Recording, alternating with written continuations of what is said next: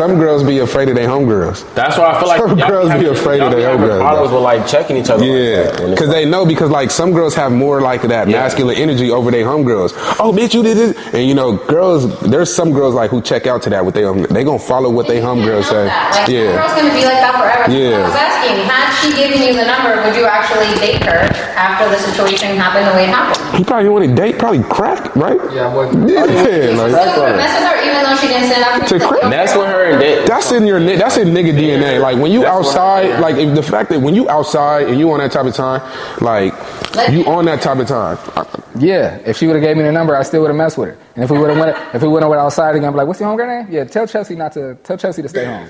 Chelsea gotta stay the fuck home. If I like females having a mature relationship, it does come down to like a level of like mutual respect too. Because even if you're a more dominant female, if you realize that your homegirls aren't that same type of energy, then you know you should be coming at them like, what are you doing, rah, rah, rah. You know that, respect that, and all this. Like, you can express how you feel without coming at them if you know they don't know how to match your energy. Yeah, I'm the high energy one in most groups, and I will tell them like, yo, I'm not feeling it, but like wrap this up. Like I would have told her I wouldn't have come at you because I don't know you.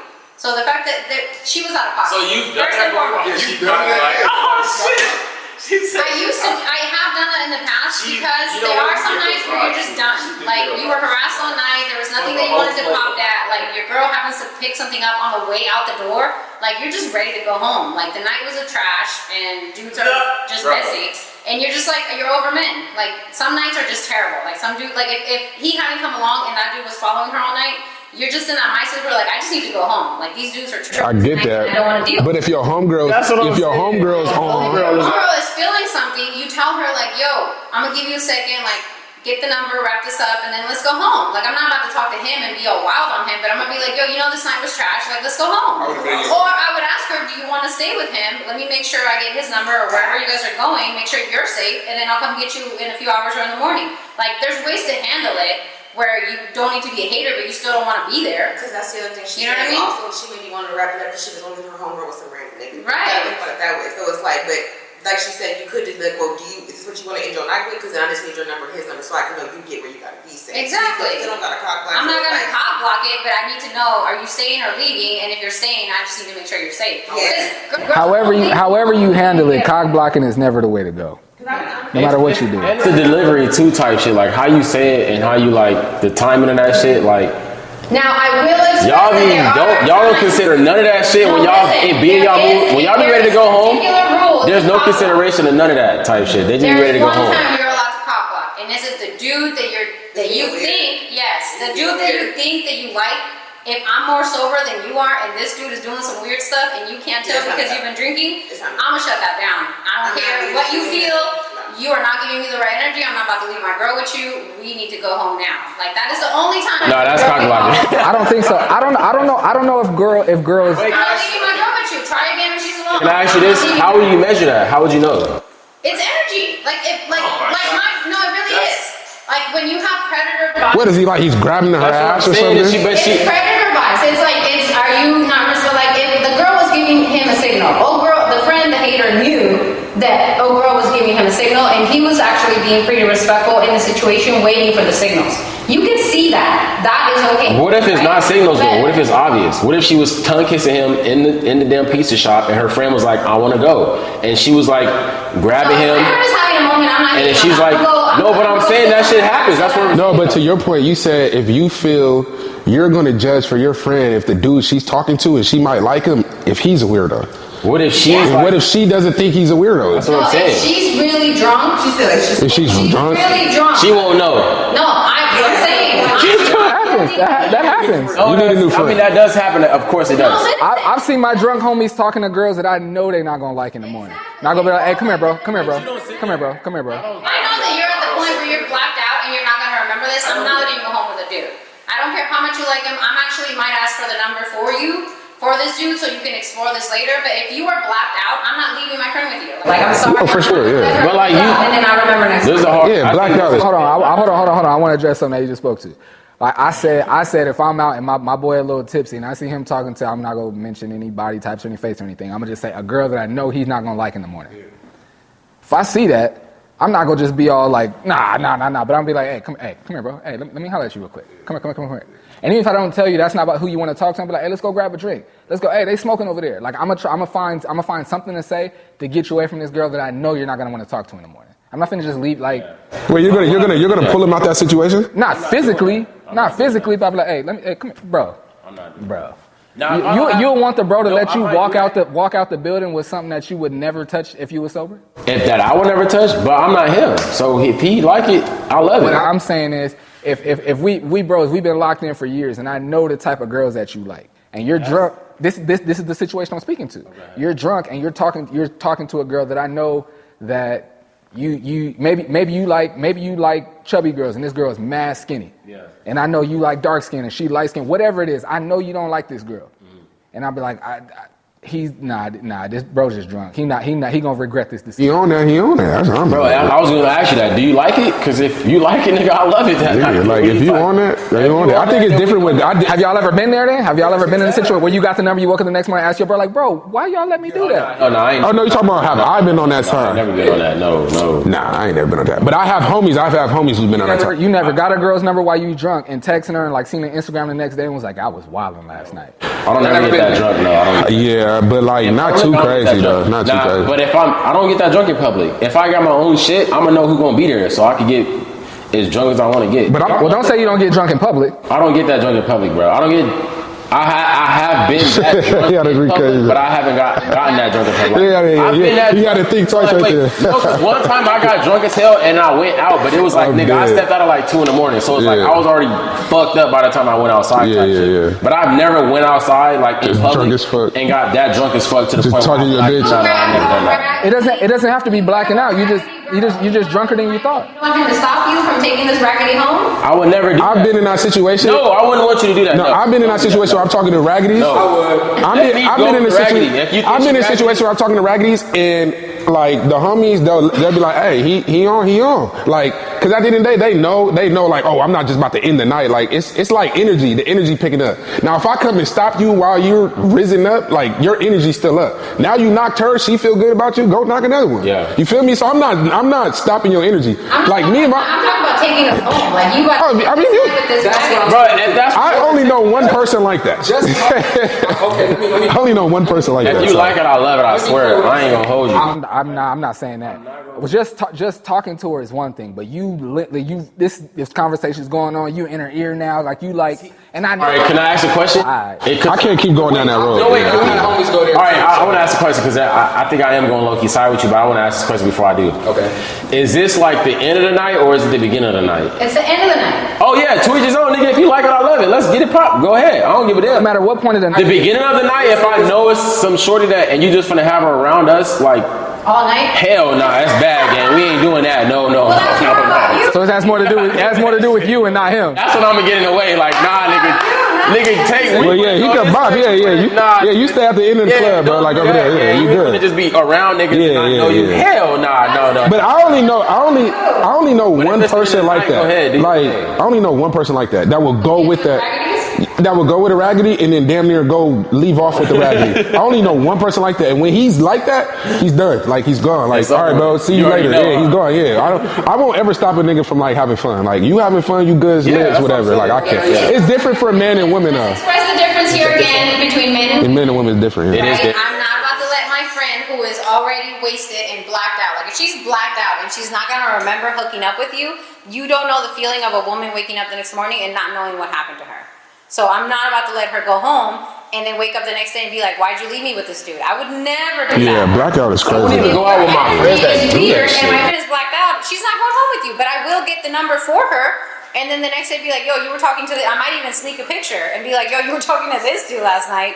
Here's the number if you want to follow up on that. But I'm not about to let her go home with you if she's blacked out. There's no way. Realistically, you're talking about safety, they're talking about regrets. And I always talk about safety. But safety is a key to play into both parts, but realistically, like, on this, it's safety versus like just regrets. It's like all, for me, my topic is always versus safety. like you left me with some random man, anything could have happened to me. So I understand what you're saying. The blacked out is crazy though. Like you know, if your friend is blacked out, and then if you a dude and you talking to a girl.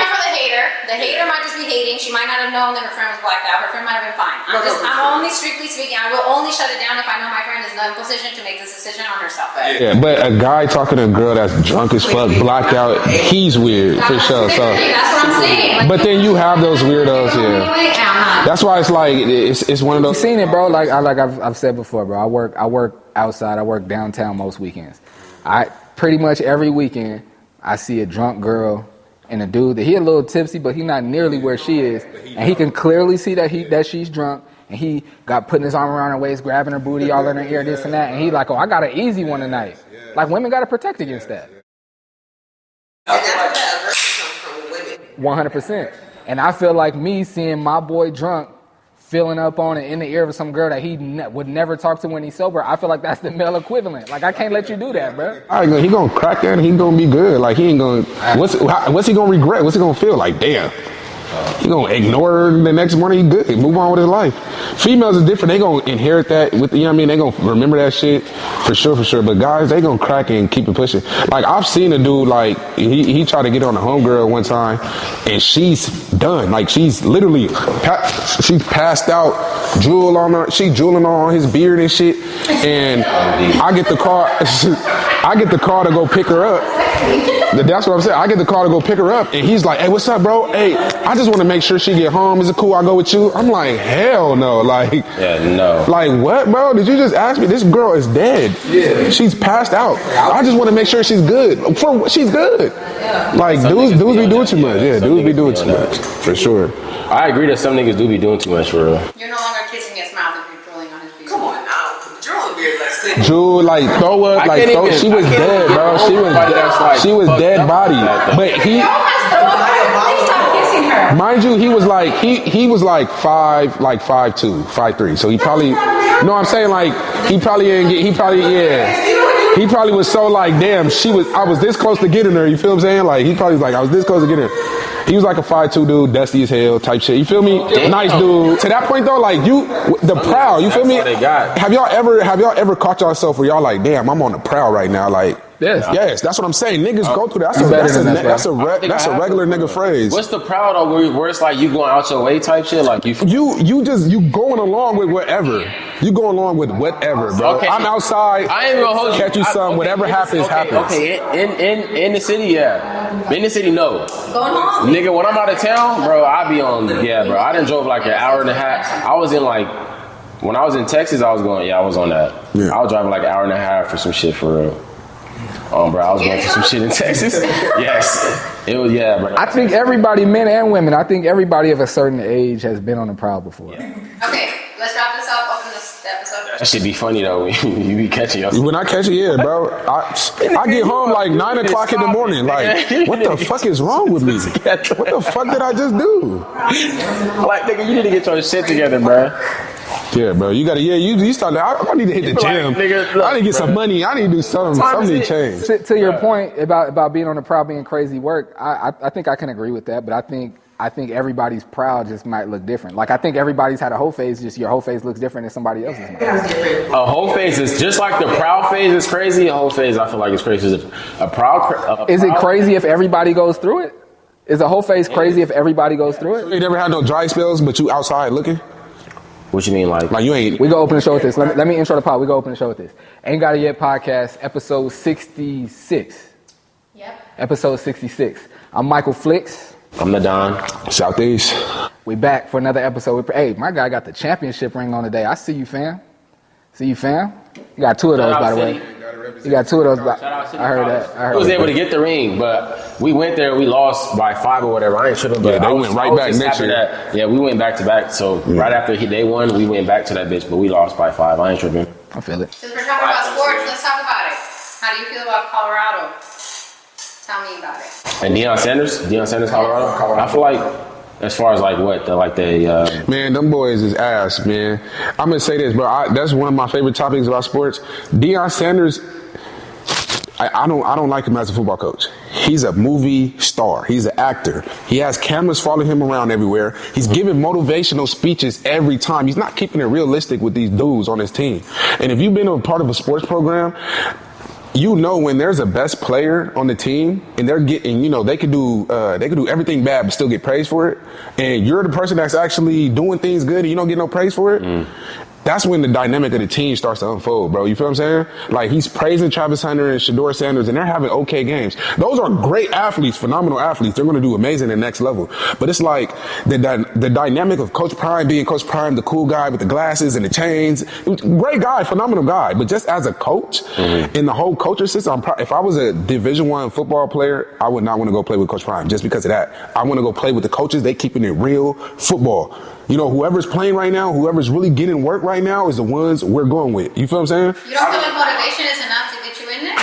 No, motivation is cool, but I promise you, y'all remember when Kevin Durant was like, I don't want to play with LeBron because of all that noise. And everybody got on Kevin Durant about that. And I had to think about it. Like, yeah, when all that fame, no, he's saying like LeBron, because like LeBron got the whole media following him. Yeah. 100 cameras in the locker room while he's getting ready and shit. And KD's like, bro, I just want to play basketball. I wouldn't want to play with LeBron like that. I think it's the same thing with Coach Prime and the whole shit. It's like, why they can't, they're beating low ranking teams, bro. They're not, you know what I mean? So my thing is like, they're gassing them as if they're a Power 5 school, and they're not. And it's like, they're in the main media though. Colorado is the most popular football team we know. And that's the only thing I hate about it, because it's not football. That's why the Oregon coach last year was like, they're playing for clicks and we're playing for wins. It's a difference. These dudes ain't finna beat none of these top 5 teams, these Power 5 teams. Washington, Oregon come around, they're gonna get thundered on, bro. Yeah. And that's the only thing. It's like, keep it that way. Like, Colorado should not be talked about. When that white dude came out on ESPN and said that, Colorado should not be talked about. And Cam Newton and everybody start getting off on the white dude. Well, he didn't say nothing wrong. He said he loves Deion. He said he loves Shedeur and Travis, but they're not a good football team. So Deion is not teaching technique. He's not. He is. But I'm saying, like, my only take is like, the popularity. It's a whole different dynamic. And if you really play sports, you've been in there and you know how it is, and you've been on different teams, you get what I'm trying to say. And if you look, bro, they post social media every single day. Yeah. You know everything that Deion Sanders and his family and that football team is doing. So even if they lose, you don't think that's getting them recruits? No. Do you think that hurts the players like at his program? I think yes, because if you're a New England Patriots scout, you're going to go look at Shedeur and Travis. You feel me? Yeah. And then if you're somebody who can't get to Colorado, you're hearing about Shedeur and Travis, whether they play good or not. You get what I'm saying? And I don't like to say shit like for the other players on the team. Yeah, because you're getting overshadowed. No, I'm saying as far as like them being, like you said, they record everything every day that they do. Oh, is it? You think that like that hurts every other player besides Shedeur and like Travis? I don't think it hurts him. I don't think it's doing nothing for him. It's not doing nothing for him. I think it gives him a platform outside of football. Yes, it's not football. Yeah, bro, half them dudes start rapping with Bucky. Bucky's the one who runs the camera. Yeah, you get what I'm saying? They're rapping. No, I agree with you. Well, what's wrong with that though? No, there's nothing. I'm talking about pure football. No, I agree with you with his son. It's sports. His son be doing the most. The nigga be wearing like chains and they're all like 3, 4, 5 chains on with the diamond. Yeah. Listen, he be with the Givenchy. Chanel. He had the Chanel. He says he only wears Chanel. It'd be like practice, bro, and the sun be out, and this nigga be like, which is cool, but like to my point, my only point is the football. In the popularity, the clicks and the views, the social media, there's two differences between that. They can have all that because, hey, Shedeur is a cool ass nigga. Like, you feel me? When I be seeing his videos he doing, I'm like, hey, that nigga is cool. You feel me? Young nigga doing his football shit, and he's actually a good player. But football, they're not like that, bro. They're not like that. When it comes to the Bamas, the Georgias, the Clemsons, the Florida States. I don't think they ever tried to like compare themselves. Yes, they have. But Deion says it all the time. They just got their ass smacked by Nebraska. Eventually they're gonna get there, yeah. But I don't think that, like, he says that they missing pieces to be able to compete with them. You think Deion's gonna be there next year? His sons is leaving and Travis is leaving. No, I don't think that's what I'm saying. That, and I think the reason why a lot of what they're doing right now is going to help him, like his son and Travis Hunter, get out. But I don't know what the hell he's going to do after that. I do know he's going to be further than what he is right now, just like he was further than what he was the first year. Okay, so to that point, you said yeah, they're at practice. If Deion is doing all this extra stuff with the cameras, the shades, and the chains and everything, he looking like a movie star. If he's got NFL scouts at every practice, is he not doing his job? Right. If kids come here, If kids come here and they learn to play the right way and go to the NFL, is he not doing his job? If kids come here and they're getting better, I think he's doing his job. He's just doing it in an unconventional way, and it rubs people the wrong way. But I only reason face football. This is my only thing. I promise you, I've been around environments where there's a certain level of popularity. Yeah, there's a certain level of popularity and there's a certain level of ego. You feel what I'm saying? And the only thing is for me to just to think about it is like when you're Shador Sanders and he's had terrible games where he can't even get off the line and he blames it on the offensive line. But I'm saying when that happens, they're still talking about Shador, even though he just had a bad game. They're not talking about the linebacker. That's every team, though. That's every team. When Tim Tebow was in high school, that was the case. Every team that has a star or a couple of stars, they're going to talk about those guys. The stars get all the credit and all the. But they're losing. Those stars is winning. No, I see. You get what I'm saying? He's saying sometimes you can't perform if your team doesn't perform. Because if the coach isn't making the team perform, then it's making some of the teammates not. I think that's a good thing. If I have good players on my team that are good enough to play at the next level, but this team isn't good. But me as a coach, or what the culture that I've created here, has created such a big spotlight that even if my team isn't good, my stars still have an opportunity to be seen because of the light that I have. That's a good thing. Yeah, but all we can do, because I don't like to say that I know things and speak things into fruition. All we can do is see who's gonna get into the NFL next year. 100%. That's all we can do. Because what's the name went crazy last year? Xavier Wheaton. Is he in the league? Who? No. Xavier Wheaton, the one with the dreads. He had the most touchdowns on Colorado last year. He's trying to find a contract. He was number 10. Yeah. He's trying to find a contract. Let's see if Jimmy Horn gets to the league. I think he should. Jimmy Horn's going to get to the league. Okay, my point is other players is what I'm saying. Don't get to the league. Is it Deion's fault? No, I'm not. But that's not even my. Wait, you said no. No, that's not even my point. My point is football and popularity. My point. The popularity helps football. This is my thing. I don't. No, listen. No, my thing is I don't give. That team is going to help that team or the team players get some sort of attention. That's what I said. We have to wait until the NFL draft next year. While we talking football, let me ask you this, and we're gonna move out of sports because I hear the female listeners turning the podcast off right now. I can feel it right now. This will be the last sports thing. Hang in there with us. Would y'all let while we talking football, would y'all let y'all sons play football? Mm-hmm. Yeah, you play football. Why not? You want it? With every risk I'm not sure. I don't think so. Why not? Not until not early on. Probably not till 7th, 8th grade. Like no Pop Warner for you? Nah, not till 7th, 8th grade. That's a lot of head trauma. That's a lot of hits to the head. I don't feeling like I'm doing too much when it comes to controlling other people, even when it comes to my kids. I don't like. Oh no, you got to do that with your kids. I don't have kids, but I feel like if I did though, I still want to play football. Let them play football. What's that one movie? What's that one movie with Adam Sandler in the little in prison with the kid? The little kid. Yeah, I don't know what it's called. I'm a Big Daddy. Big Daddy. That's how I'm gonna be. I'm gonna be like Big Daddy. Bro, whatever you want to do. No, you're not. I swear to God, bro. If you like it, I love it. I swear, I'm not lying to you. Now I'm gonna guide you. I'm gonna let you know what's player, what's not player. But bro, at the end of the day, if you I get what you say because nigga, I love it. One point, I had a cousin who was the same age as my other cousin, right? But one of my cousins was big as fuck, and my other cousin wasn't small, but he was average size. So they were like, I don't want my son to go play against niggas this big. You feel what I'm saying? And I remember that conversation. But to that point, it's like, hey, it's football. It's what it is. Yeah, But I remember my aunties from the cousin. He wasn't a small nigga, but my other cousin was big as hell.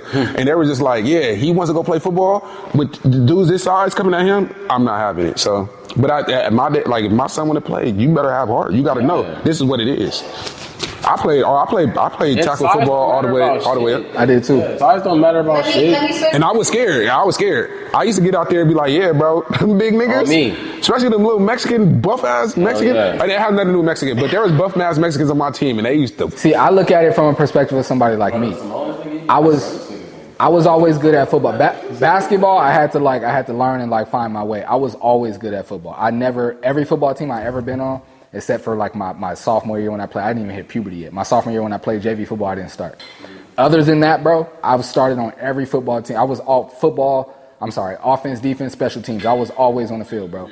And I was one of them little niggas that was like, when you're doing the hitting drills, you know, they gonna line up both sides. And, you know, the scary ones get to counting like, okay, I'm number 5, 1, 2, 3, 4, 5. Let me see who I got to hit with. Me, I always did the count, and it was somebody big. I'd be like, okay, I'm gonna tie my shit up a little tighter, and I know this nigga's gonna clobber me, but I'm gonna show coach that I'm not scared, and if I go all out, I might give it to this big ass nigga. So that's the type I was. And so I'm looking at it like, if my son, because both my sons are like me, and especially my youngest. My son Max, he's just like me. So I'm looking at, if he go play football, he gonna be like, who the biggest nigga out here? I'm going head up with him. And he's small like me.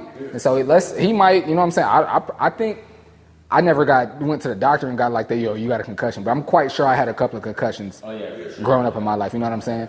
And I only played up until my senior year in high school. I got CTE. And that's just because I was small. That explains a lot. That explains a lot. That's why I'm stuck in my ways. I got CTE. I'm just stuck in my ways, nigga. Ain't no changing me. So, bro, I think I would. Like, if you want to play, well, we gonna flag football. You know what I'm saying? No, let the nigga hit, bro. Let them hit. And they still get to play the sport. Let him hit, bro. You gotta let him hit. Flag football is only for the babies. You want to bring up stories about hitting, y'all can't have those conversations.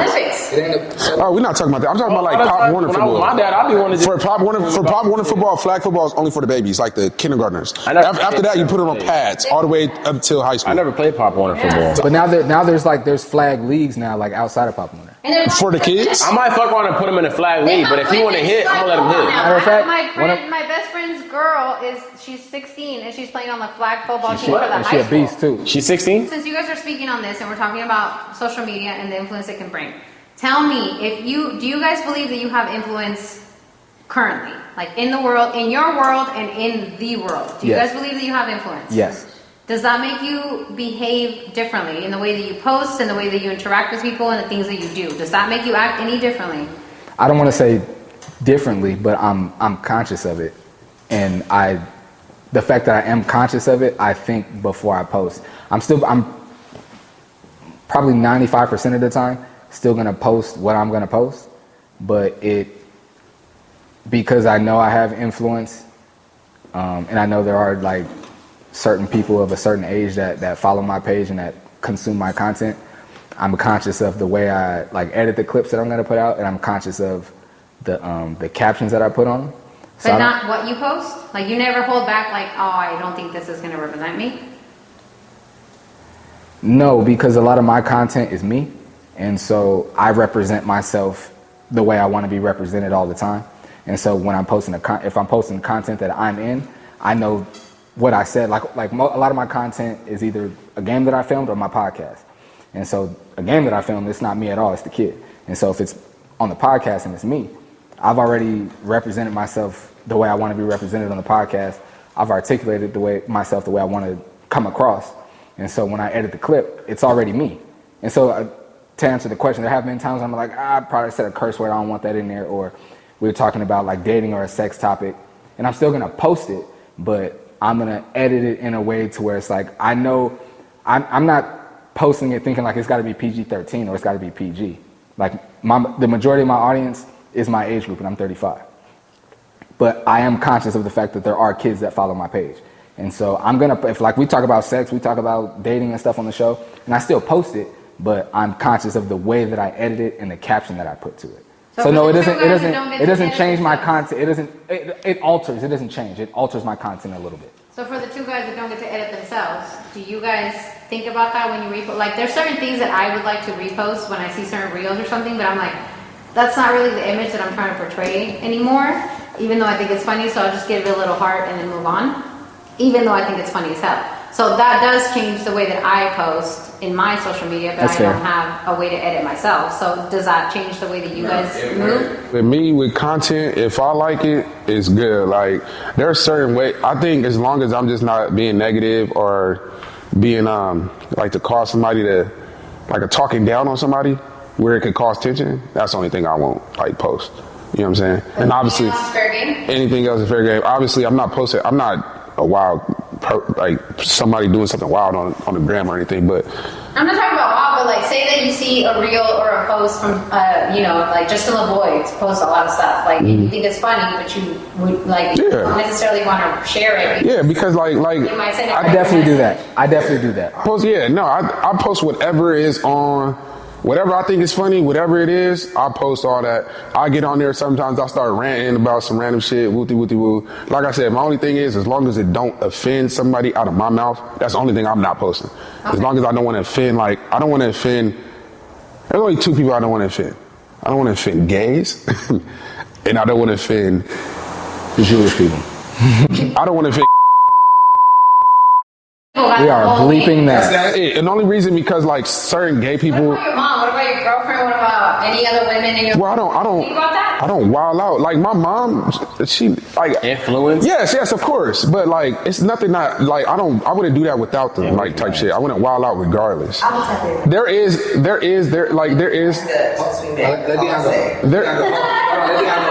you done? There is certain content like having a girlfriend. Yes, you're not gonna post.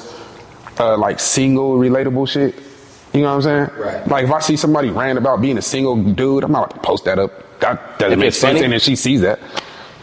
If it's funny, yes, yeah. If it's hilarious, yeah, of course. But there's certain that's a good question because there's certain shit that's like that people think like when you post you're talking about yourself. Yeah. Even as two other people, yeah, of course. That's what I'm saying. Yeah, we don't do that. I don't subscribe to that shit though. I don't. If it's funny to me, I'm gonna post it. I don't subscribe to how you feel like you're gonna. Even if it's serious, what if it's serious? But you just agreed with it.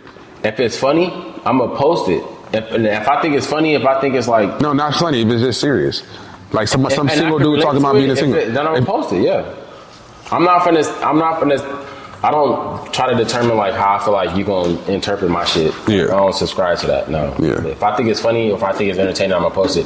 If you got a problem with it or you got a question, you can ask me and I'm gonna let you know what it is. Like I'm not like on some sneaky shit like where I'm gonna like sub you and you not know that I'm sub you or I say some shit and you not know. No, if you got a question, you ask the question. I'm gonna let you know. But you respond to your DMs when somebody tries to ask you? Nah, hell no. It depends. It depends on who it is, though. That's what I'm saying. Like, if I care like your girlfriend, your girlfriend. Yeah, if it's my girl, somebody I'm talking to, and I care enough to give you like an explanation, I'm gonna let you know like what it is. If I ask you a question? Like on what? My social media? If he posted something about. If you post something that I think is controversial and ask you a question, would you answer me? Yeah. If it's a question, yeah. Are you saying like for him to take it down? I don't know. What if I'm offended by it? And I say, I'm not taking it down. That's you gonna have to just nah. Yeah. I'm not taking it down. I would never ask somebody to take it down, but if I ask you a question, like if I DM you about something you posted, I'm not your girl. We're just friends. Did you care enough to respond, or are you just like? I'm gonna respond. No, I'm gonna respond. Yeah. Yeah. Why? Okay. But if you're a random girl and you're acting like and you're triggered by it, just a random. Like one. But what I'm saying is so I guess yes, the randoms do matter, but I'm thinking more like. What you present, the image you present on social media makes an impression for people to feel when they meet you. So you guys now have a persona online. Yes. So when people meet you, like I've been out with Flex before and people call him Flex and they're like, oh my God, are you Flex? And then he's like, yeah. And then he has to now, I feel like he now feels like he needs to, because his body changes, right? He now has to live up to a certain persona that he has portrayed. So he may not drink as much or he may not do as much. So I'm asking if you guys feel that way. Like, be yourself. Oh, back to your question about influence. No, I don't. Like I think my influence comes from me being who I am. So I would never be yourself. Try to be like. I've had like older women like respectable, like I wouldn't say aunties, but women out of my auntie's ages that like are my friends' mothers and stuff like that unfollow me and shit because I'm just being me, but I don't. Yeah, that's just not for you. Then it's just not for you. I'm not going to change my way. Am I calling you wrong? Does that not matter to you? No, you kind of hit the nail on the head. I had to find a balance with that because a lot of my content before was just my interviews and the high school kids, their highlights and their interviews. And once I was like my Michael Flicks page is like I get the most following there. I want to start putting my podcast stuff because I've only posted the podcast stuff on the podcast page before. I was like, I think I can get some more traction and get stuff more lit if I start. I don't want to post it on Michael Flick's page though because it's a lot of parents, there's a lot of little kids, and I got some. I was like, look, bro, this is my page, and Flicks Media Network doesn't only put out high school basketball content. Like I got like faith-based content on my YouTube. I got I got a bunch of different stuff on there. Now, if I'm creating a network, which my YouTube, I look at my YouTube as like this is like TNT or like any other channel. So like you hit up Flix Media Network, you can get some social media. You can get some podcasts, you get some sports, you can get some spiritual stuff. Like I got a lot of stuff there. It's a channel, is how I look at it. But before I landed on that, I was like, I got a lot of like little kids and like parents and stuff there, so I don't want to post the podcast stuff there. Once I was like, I talked to like a couple friends that also do content, a couple photographer friends that I got. I'm thinking about posting like my podcast stuff, and it was like, well, I mean, if that's who you are and that's how you want to be represented, and you're ready to like deal with what comes with that, then yeah, go ahead and post it. And I was like, well, I've been dealing with that for a minute, so yeah, I'm gonna go ahead and post it. And when I started posting my podcast content, I lost a bunch of like hundreds. Yeah, I don't know. Why though? Why you think? Because you were just the conversation was too real for them.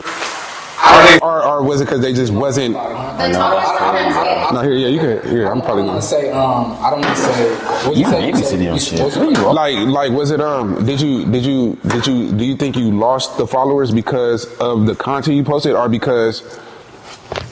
Or like what? Because of the content. Fuck them. Because of the content. He said fuck. Because of the content, and because those followers came to my page to stay in tune with high school basketball. That's what another thing is. And shit is more than high school basketball. Like, stop playing. Nah, but like I My nigga unfollow. really tapped in with the whole biddy. It's not, stop trying to put my nigga in one lane. He don't do that. My nigga's versatile. But I'm saying, like, he gonna do this Wednesday, Monday he might do this, Friday he might be on that. Yeah, but some people might only say that with niggas. But I mean, I unfollow overtime basketball because all they post is high school basketball. I don't want to watch the high school basketball. It's cool to have an avenue that's like that. Cool, you can have your lane that's like that, but to only put yourself in that lane is like, you kind of like. But I think we're getting off the. Yeah, the main point is, does the influence that you have make you act or post differently? Like when you It shouldn't. I don't think it should. It shouldn't. But when you get your influence and your clout based off of who you is. So like, I get you. I get where you're going, but I don't think that is like, nah. Going back to Flix, right? Like when you told your cousin you introduced yourself as Michael Flix, and she was like, "Stop doing that," right? You introduced your family. No. I told her like when I be outside, like and people like, oh, like they be like, oh, I'm Jamie. So like, what's up? I'm Michael Flix. My cousin was like, you introduce yourself as Michael Flix? Just say I'm Mike. That shit is corny. Stop being like I'm Michael Flix. Nah, shit. They don't get it. They don't get it. I disagreed because I was like, no, your personality and the way that you are creating your persona is Michael Flix. Like I have friends who people only call them by their Instagram name. No facts, right? yeah. And when I'm out of town, I'm ISO. Niggas don't call me. People in the streets call me Southeast. Call me Deion. Yes, That's so fire I don't think too. there's That's anything fire wrong with that. too. But you also Southeast. have to align yourself with that. If people are going to recognize you as your persona online, now you have to align the two, right? So if you're going to be Michael Flix, now you have to be Michael Flix in person. You have to be. Sure, but you should be yourself. That's what I'm saying. As long should always be yourself. As long as Michael Flix is authentic. Yeah, as long as you're not going home. It shouldn't feel like you being a whole different nigga. Yeah, it should just feel like, bro, I'm okay. You know me as this, so let me be. You know what I'm saying? Yeah, like, don't change it up. Do type shit. And that was why I was okay with posting it, and even more so to that point.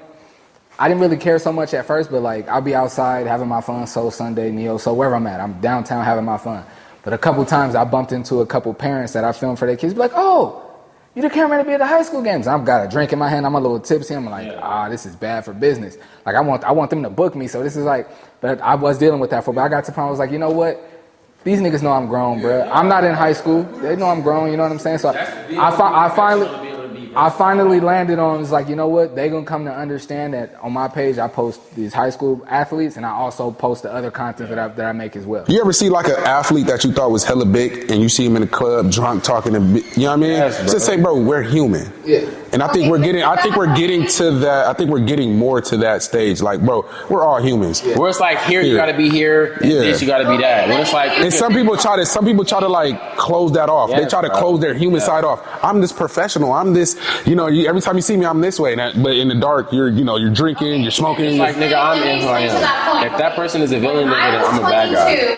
I used to party in PB a lot, and that's when the Chargers were popping in San Diego, and I used to party. The Chargers were never popping in San Diego. Yes, they were.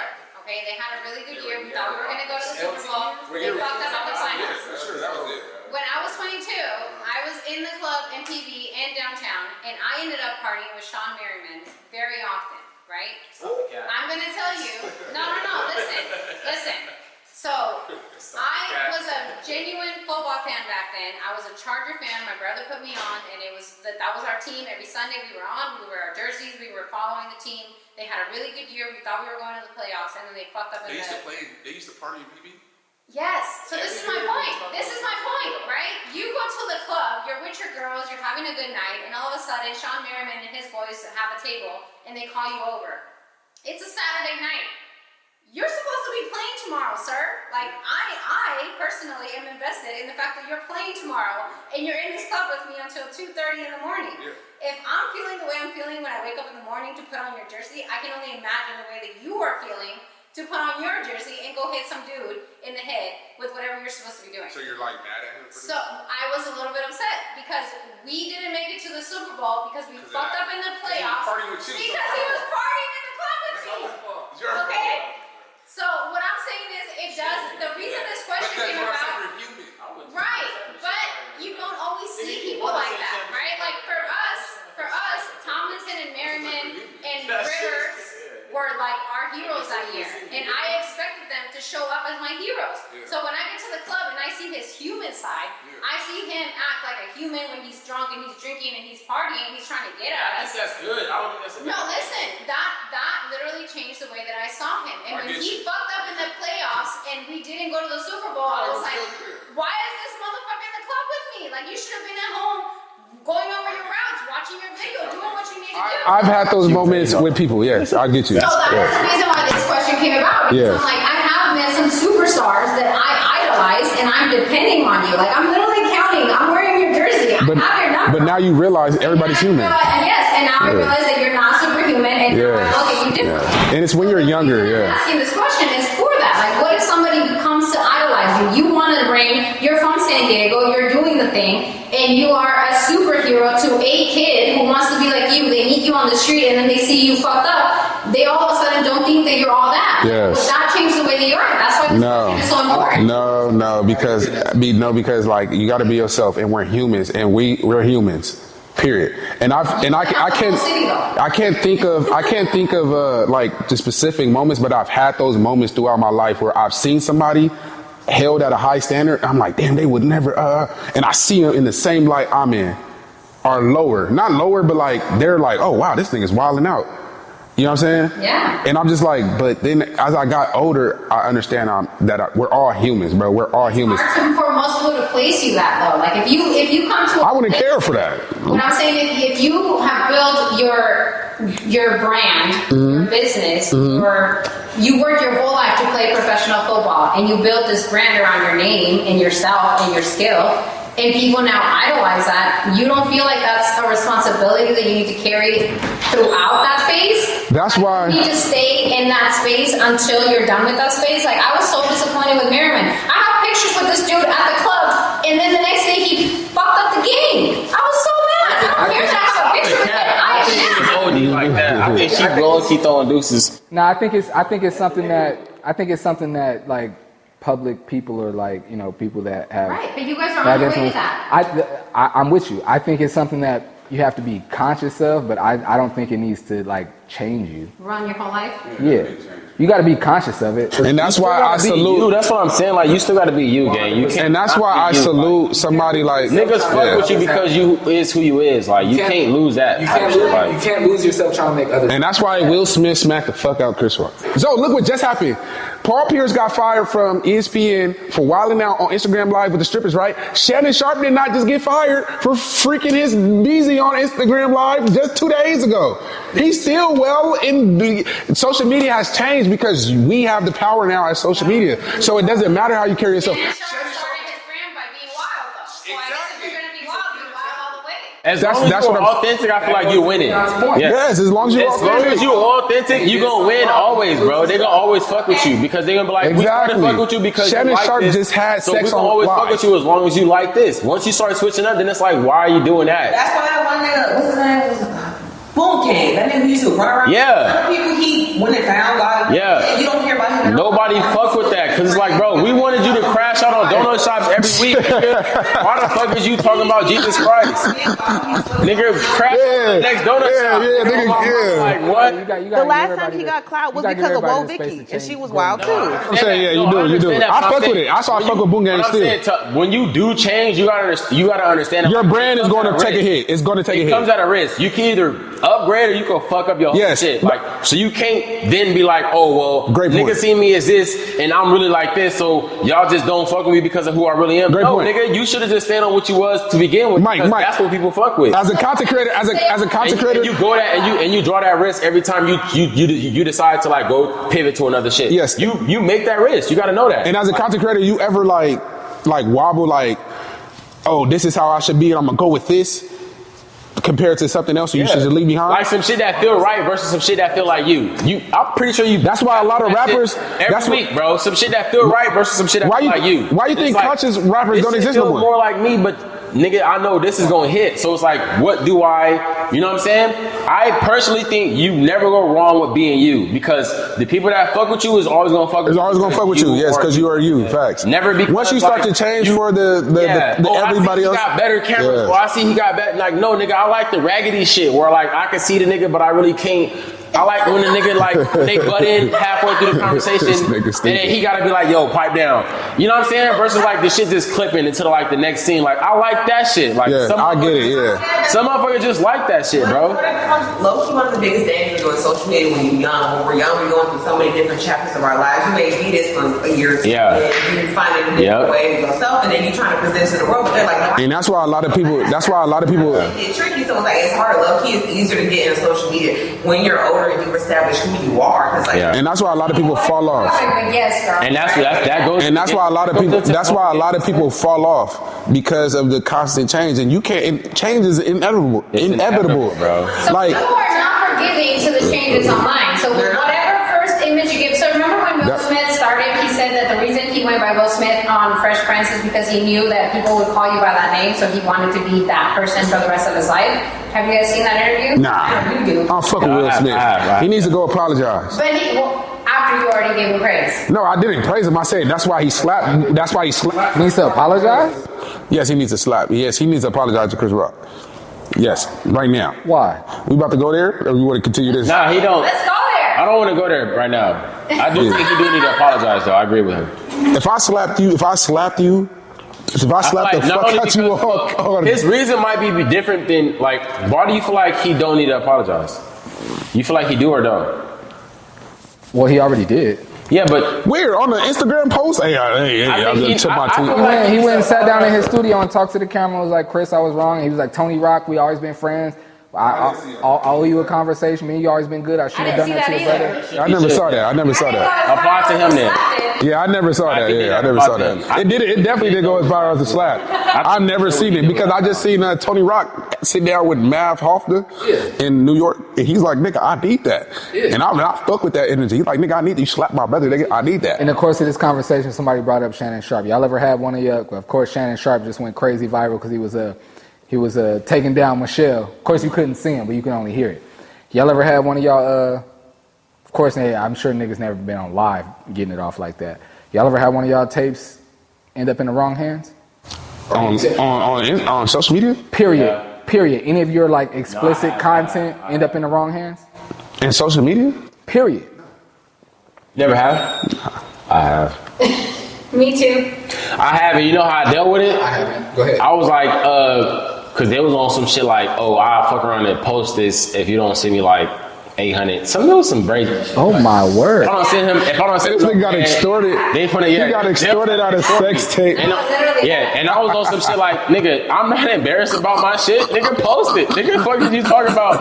Go ahead and post my shit. I'm gonna go viral. You got extorted. Post my shit, nigga. I don't want you to. Matter of fact, when you post it, nigga, this the caption I want you to put on it when you post it type shit. And it backfired. They never posted it type shit. But it's like, had I been a sucking again, like on some like, damn, let me send this 800 because I don't want this shit to get out.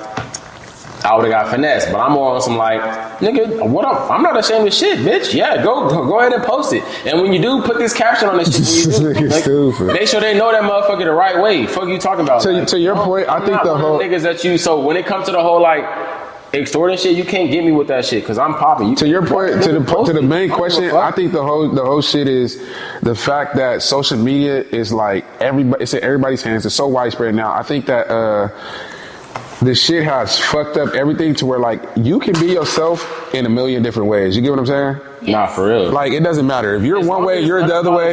You're gonna have fans. People are gonna fuck with you because of this and that. You might have a million views. Like you might have a million more views in the basketball. There's gonna be people who still fuck with you here just because they don't fuck. Just because the basketball content. People that only watch you for that don't fuck with you here don't mean like you can't post this. Right. You feel what I'm saying? So like that's what I'm saying. Like social media, it doesn't matter. So like if you because like you think like, oh, I got all the kids and the parents, I gotta be this way. Nah, fuck that. You said it, and that's why you was like, I'm still post my shit. The point you guys are making is that you need to be true to yourself no matter what you're posting. First, so that even if you're changing in your personality, people are still attached to. I'm not saying. And I agree with that. I think that if you are being genuine, as you grow, people will follow you. Like we follow Britney Spears to this day because I don't follow her. Can I say? I don't follow her. And then she went crazy, and then she went back to it. Oh, bro. Right. But she was authentic. Let me throw. Wait. That's our Shannon Sharp. Yeah. She's doing her crappy videos at home with her bad angle and her bad makeup. Yeah. But it's her. People are like that. Yes, I get that. Be authentic because you're human. You're human. Let me throw a little season on that. I'm not saying like to like die on that hill, but I feel like being you first will always like you always win. You will never go wrong. You never go wrong. But trying to like being authentically yourself first, bro. Yes. Even if at the end of the day you end up on another type shit. You know what I'm saying? But if you start with like being yourself type shit, you will never go wrong with that. You can't go wrong with that. The lesson here and what we're talking about is you don't always know who yourself is when you start. Yeah. Like some people start filming, especially nowadays, you got 7-year-olds on YouTube that might not know who they are. And when they grow up, they want to keep their money, they want to keep their brand, they want to keep creating. And it's no longer what their 7-year-old following created. And it's going to be hard for them to shift, right? But most people are not going to understand your changes.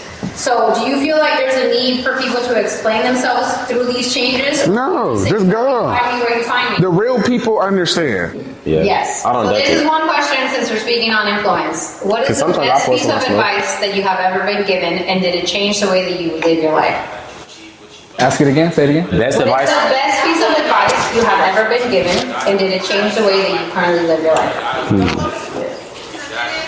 Yeah, I think I said it on the first week of the podcast. You never know how strong you are until you forgive somebody who wasn't sorry and accept an apology you never got. Yeah. Was that advice though? Did somebody give you that advice? Yeah. I'm asking what is the best piece of advice? That was told to me. Yeah, that was told to me. Yeah. So somebody told you that. Yeah. And you have to carry that. That shit hit me as soon as I heard it. Realize it later?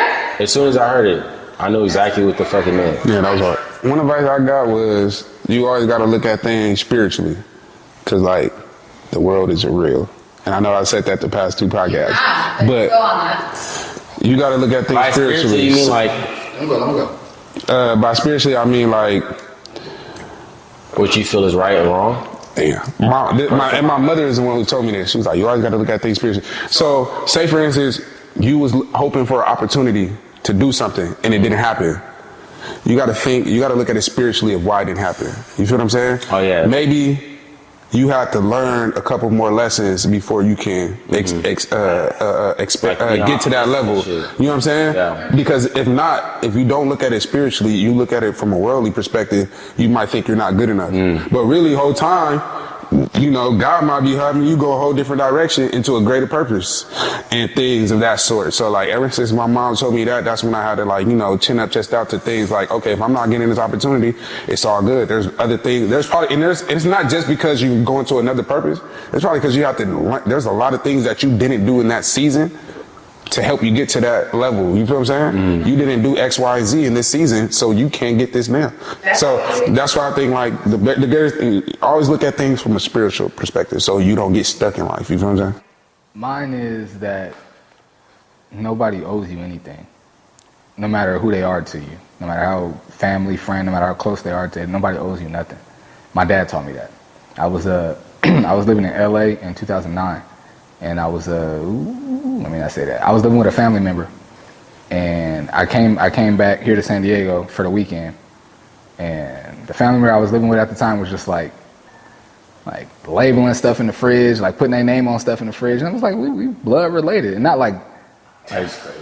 You know what I'm saying? Not like separation. Like I've grown up knowing you. Like you know what I mean? It's like it's some second or third auntie that I don't really know I'm staying with because I need to go to school. Like no, I've grown up with you as like my family. You know what I mean? And like they like labeling stuff in the fridge and like just it was just weird. Milk and juice? Yes, bro. That's weird. And like. Especially as family, that's weird. I was here in San Diego. I came back to San Diego. My dad was driving. I used to take the train back and forth from LA to San Diego. And my dad was driving from Escondido to Oceanside so I can get on the train. I'm telling my dad, I'm like, yeah, they doing this and doing that. It's supposed to be families, da-da-da-da. And my dad was like, and this is my dad. Like, I'm expecting him to be on my side. And he was like, hey, listen, son, I'm going to tell you this. While we about 10 minutes from this train, I'm going to tell you this like this. They don't owe you nothing. You're a grown man living in their house rent-free going to school. They're doing everything they need to do for you. You got a place to lay your head. Oh, you was grown? Yeah, I was grown. I was 20. Well, so when they was labeling this shit, did they put the lines on where it was last time? Nah. They just put their name on the shit? Name on. My mom used to do that shit. That's crazy. My mom did that shit. She put the line on where it was last time? My dad used to do that. My mom did when she don't want nobody to drink it. When she don't want nobody to drink the rest, because then she know if it's low. Oh, y'all done drunk the juice. My dad used to do that with his soda. He'll put a line on. My dad used to do that. That's so crazy. My dad was telling me, he was like, listen, bro, you a grown man. You a grown man living in a house rent free. They don't have to do anything else for you. And they don't even have to let you live there rent free. You need to change your perspective and look at things differently. You're a grown man. They don't owe you nothing. Yeah. And I was like, and this is like, I'm giving it, I don't want to say a sob story. I'm just telling the situation. And like I said, I'm fully expecting my dad to be like, nah, that's wrong. They shouldn't be. And maybe he did feel like he was wrong, but he's like, listen, I'm not out there with you, and you out in LA, and I was living in, nigga, I was on Normandy and 47th. I'm in the thick of it. He was in the ghetto. You feel me? And my dad was like, look, bro, you got to look out for yourself while you out there. You can't be expecting nobody to look out for you and help you with this and help you with that. You wanted to go to LA to go to school. You know what come with that. You living with them rent free. They doing everything they don't owe you nothing. That whole train ride. At first, I'm like, nigga, what the? I got on that train. I was like, nah, Pops is right. Pops is right. And from that moment, I carried it like that. No matter how close we are, or what I've done for you, or what I provided for you, or the relationship that I think we have, or not even that I think, the relationship that I know we have. All of that to the side. Nobody owes you anything, bro. That was a tough pill to swallow. I want to ask y'all a question for real. I want to know, like, honestly, like, what y'all believe. Okay. What y'all think. So I got, like, what do you think is more important? Like, you feel like it's more important to get or to let go? As far as, like, a lesson to learn. Like, say, for instance, you had, like, a son. Are you doing this work to facilitate growth? You had a son, right? Do you feel like it's more important to teach him to get or to let go? Like, you think it's more important to teach him, like... To let go. Like, he work as hard as he can, and he gonna get whatever he want, as long as he work hard.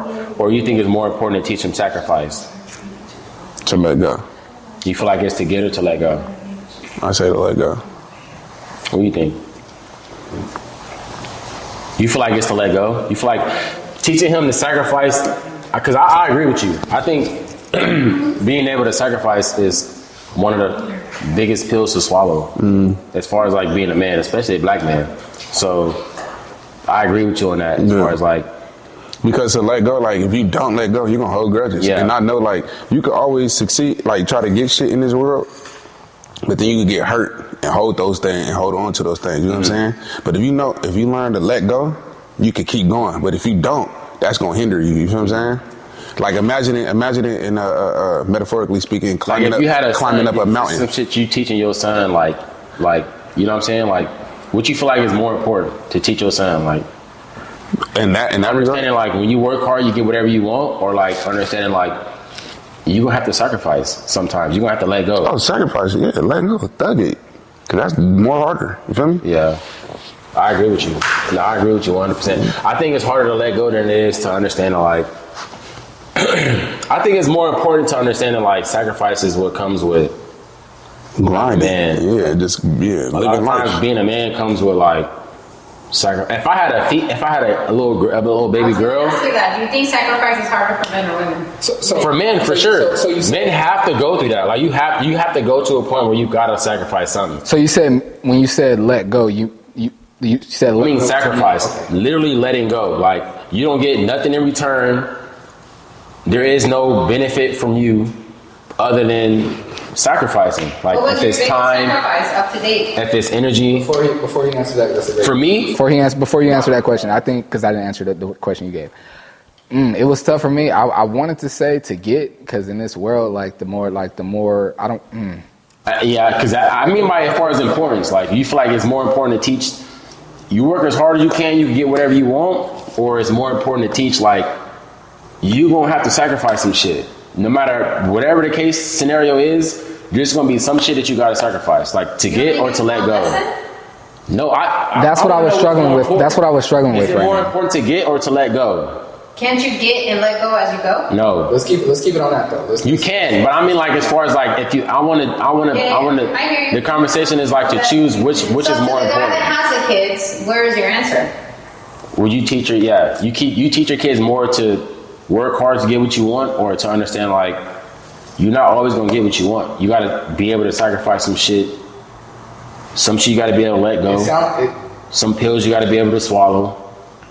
I love the question. I'm kind of like not answering it directly. Kind of what Zoe was saying. I feel like it's all one lesson. I feel like I would teach my kids, because I have 2 boys. I feel like I would teach my sons, go out and conquer. Try to acquire what you can acquire, like whatever your dreams are, whatever your goals are. Go and attack those goals. But in attacking those goals, you need to understand that there's sacrifice. Like in order to get to your goals, there are things that you're going to have to sacrifice. So what's more important? Because that's my question. Probably reaching your goals. Because if you learn to just, you heard the song. If you just sacrifice, I don't want to. I'm making it extreme now, but this is the way I'm choosing to answer the question. If it's just like sacrifice, I think I'd rather teach them go get what you want. I'm not saying in the sense of like one or the other. I'm saying like you're teaching them both, but one is more important than the other. And she said, is it the same lesson? But in the J. Cole song, it did say, is that where you got that from? Yeah, that's where I got it from. Are you doing this work to facilitate growth or to let go? Yeah, that's a good question. Is it more important to get or to let go? It depends on what you're letting go and what you're trying to get. I think just in general, like if you're hurt, like are you talking about hurting? Like when you go through something I'm to saying let as go? Far as like I'm probably thinking about it too deep, and you're thinking about it generally. Yeah, I'm thinking about just in general terms. Letting go. Like give us an example of letting go of what? Like what we were saying earlier about influence. Like you were teaching the younger generation about anything. What would you think is more important to teach them? To get or to let go? That's what I'm saying. To understand like when you work hard, you could possibly achieve. When you ask it like that, I would say to get. I would say to get. I would say to get. To preach to them like, yo, wherever you get, you gotta understand that shit is not gonna be going. It's not yours.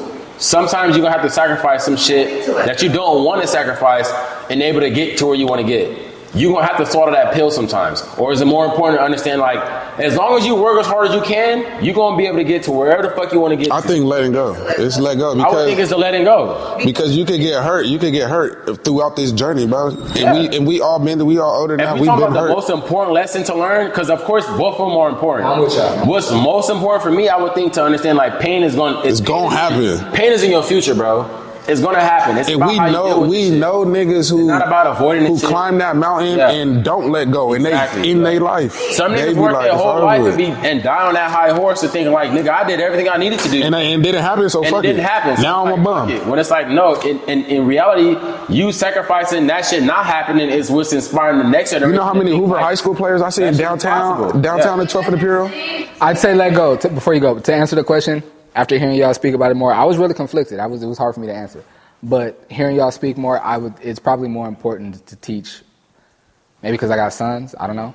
But I would say it's more important to teach my sons that to let go. Because they're my kids, and they see me as they're going to be go-getters because they see their dad. Yeah. So that's already, I don't want to say built in, but they're going to see their dad. They're going to learn that, like, my dad is a go-getter. I need to go out here and get it.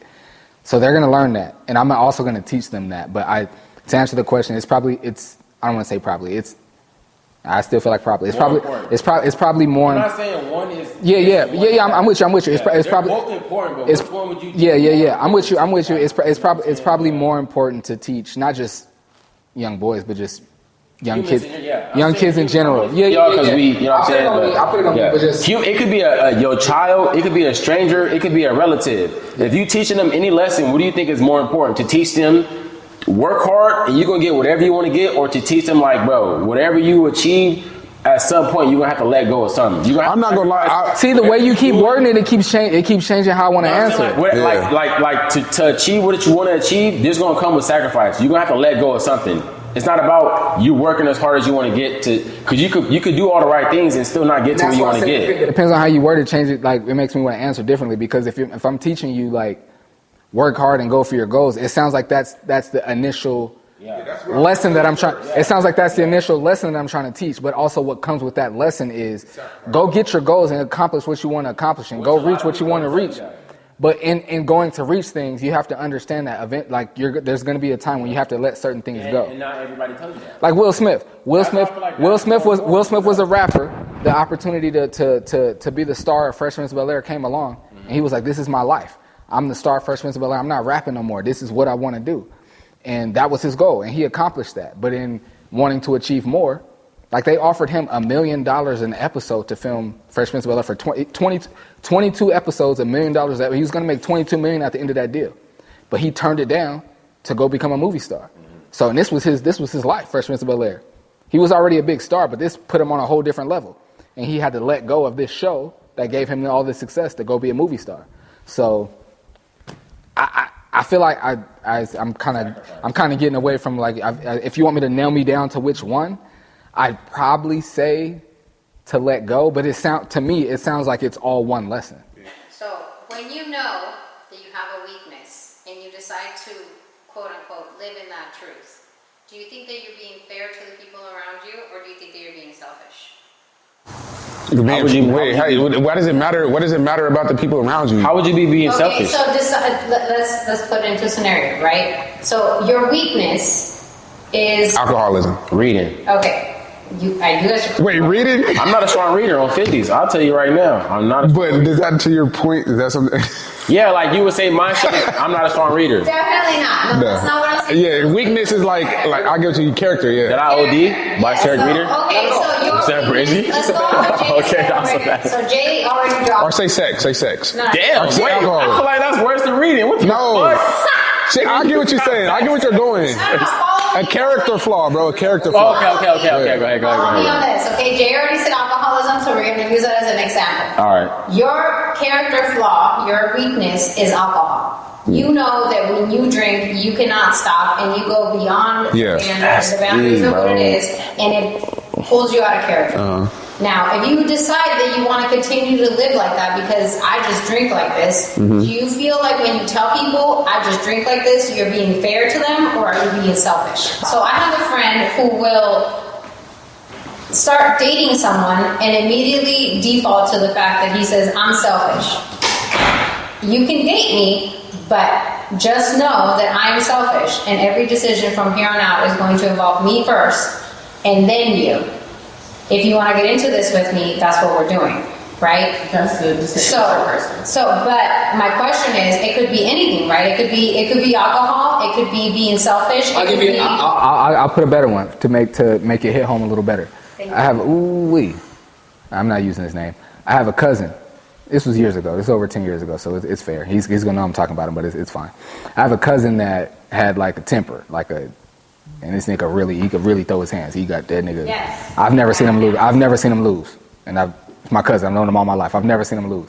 And he's clear, like, I got a temper, bro. It was one time we was at my granny's house, and we needed something from the liquor store. And he was like, oh, why don't you go grab that? He was like, nah, it might be some niggas out there, and I got a temper problem, bro. Don't send me down there. And I was like, in that moment, I was like, well, if you know you got a temper problem and you know they tripping, why not just ignore the fact that they tripping and don't flash out? But he's like, I got a temper, don't send me down there. And I'm like, well, just don't let them trigger you and go and buy what you need to buy and come back. Like, why do you have to act on your anger?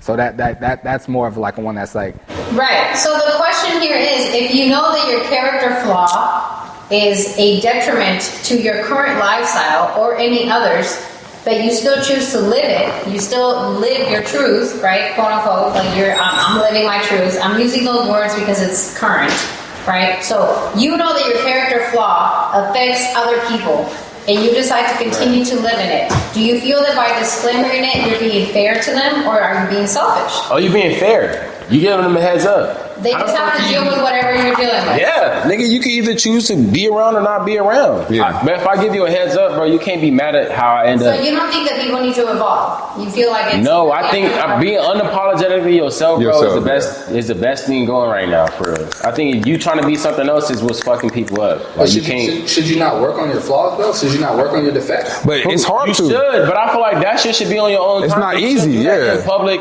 Just because somebody else is judging you about it. There's time and a place for that. You shouldn't be doing that. Like to your story, like if I'm the dude with the temper, like if I know, like you feel me, You can I work think like in the middle of the club.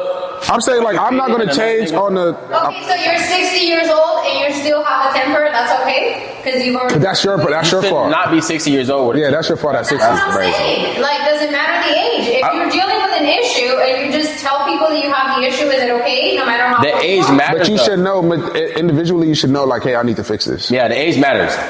And you should know you should fix Okay, this. so in this question, age matters. So Yeah. you only have a certain number of times to be selfish, and then you have Yes. to deal with it. Yeah. Wait, who? I would think so. You, whoever you are. You're saying like whoever that I have to deal with, or the person I deal with have to deal with it. Alcohol problem, and you're 20. Of course, you're gonna live in that. But then you turn 30, and you're still in that. And then you turn 40, and you're still in that. And you turn 50, and you're still in that. When is it too much?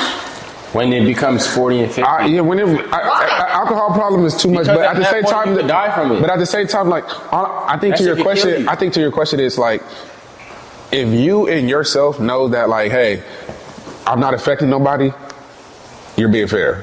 But if I'm affecting you, Affect everybody. then that's like me when I was going through certain shit and I knew Like it that affected girl other be people, caught by I would her be like, friend. I'm not hanging out with people. I isolate myself. You, because her friend wasn't feeling you. You feel That what I'm shit saying? affects everybody. Your friend fucked your whole play up. Now I'm leaving. I feel like if you have a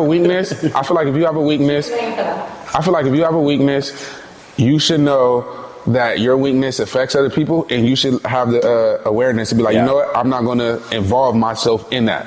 Like to your point, to the dude with the temper. If I know that, like, yeah, I'm gonna get off. I don't want to put myself in that situation until I know I gotten over that. You feel what I'm saying? Yeah. Because it's going to keep happening. You do that. What if they go back to the family? It's in the, you can't. I feel like Everybody runs their race at their own once you reach pace. 40, bro, you should have it all figured out, gang. Nah.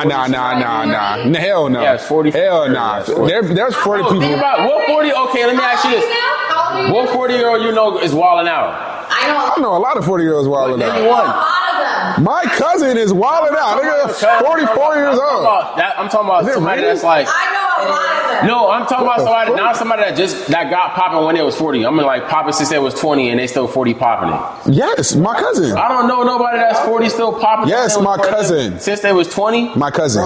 Female or male? Damn, Male. how old are you right now? 29. Damn, mine. You said it last episode, man. I did. I'm 29. I'm 29. You're 29 right now. on So YouTube. you're telling me Nah, I did. I'm 29. you're 29. So Yeah. you have 11 years to figure your shit out. That's what you're telling me? Now I figure shit out, but I got 11 years to at least get a grip on shit. I should at least have a grip on where the fuck I'm at and where I'm headed Every to. time you meet a 40-year-old and they tell you they're 40, you expect them to be a certain type of person.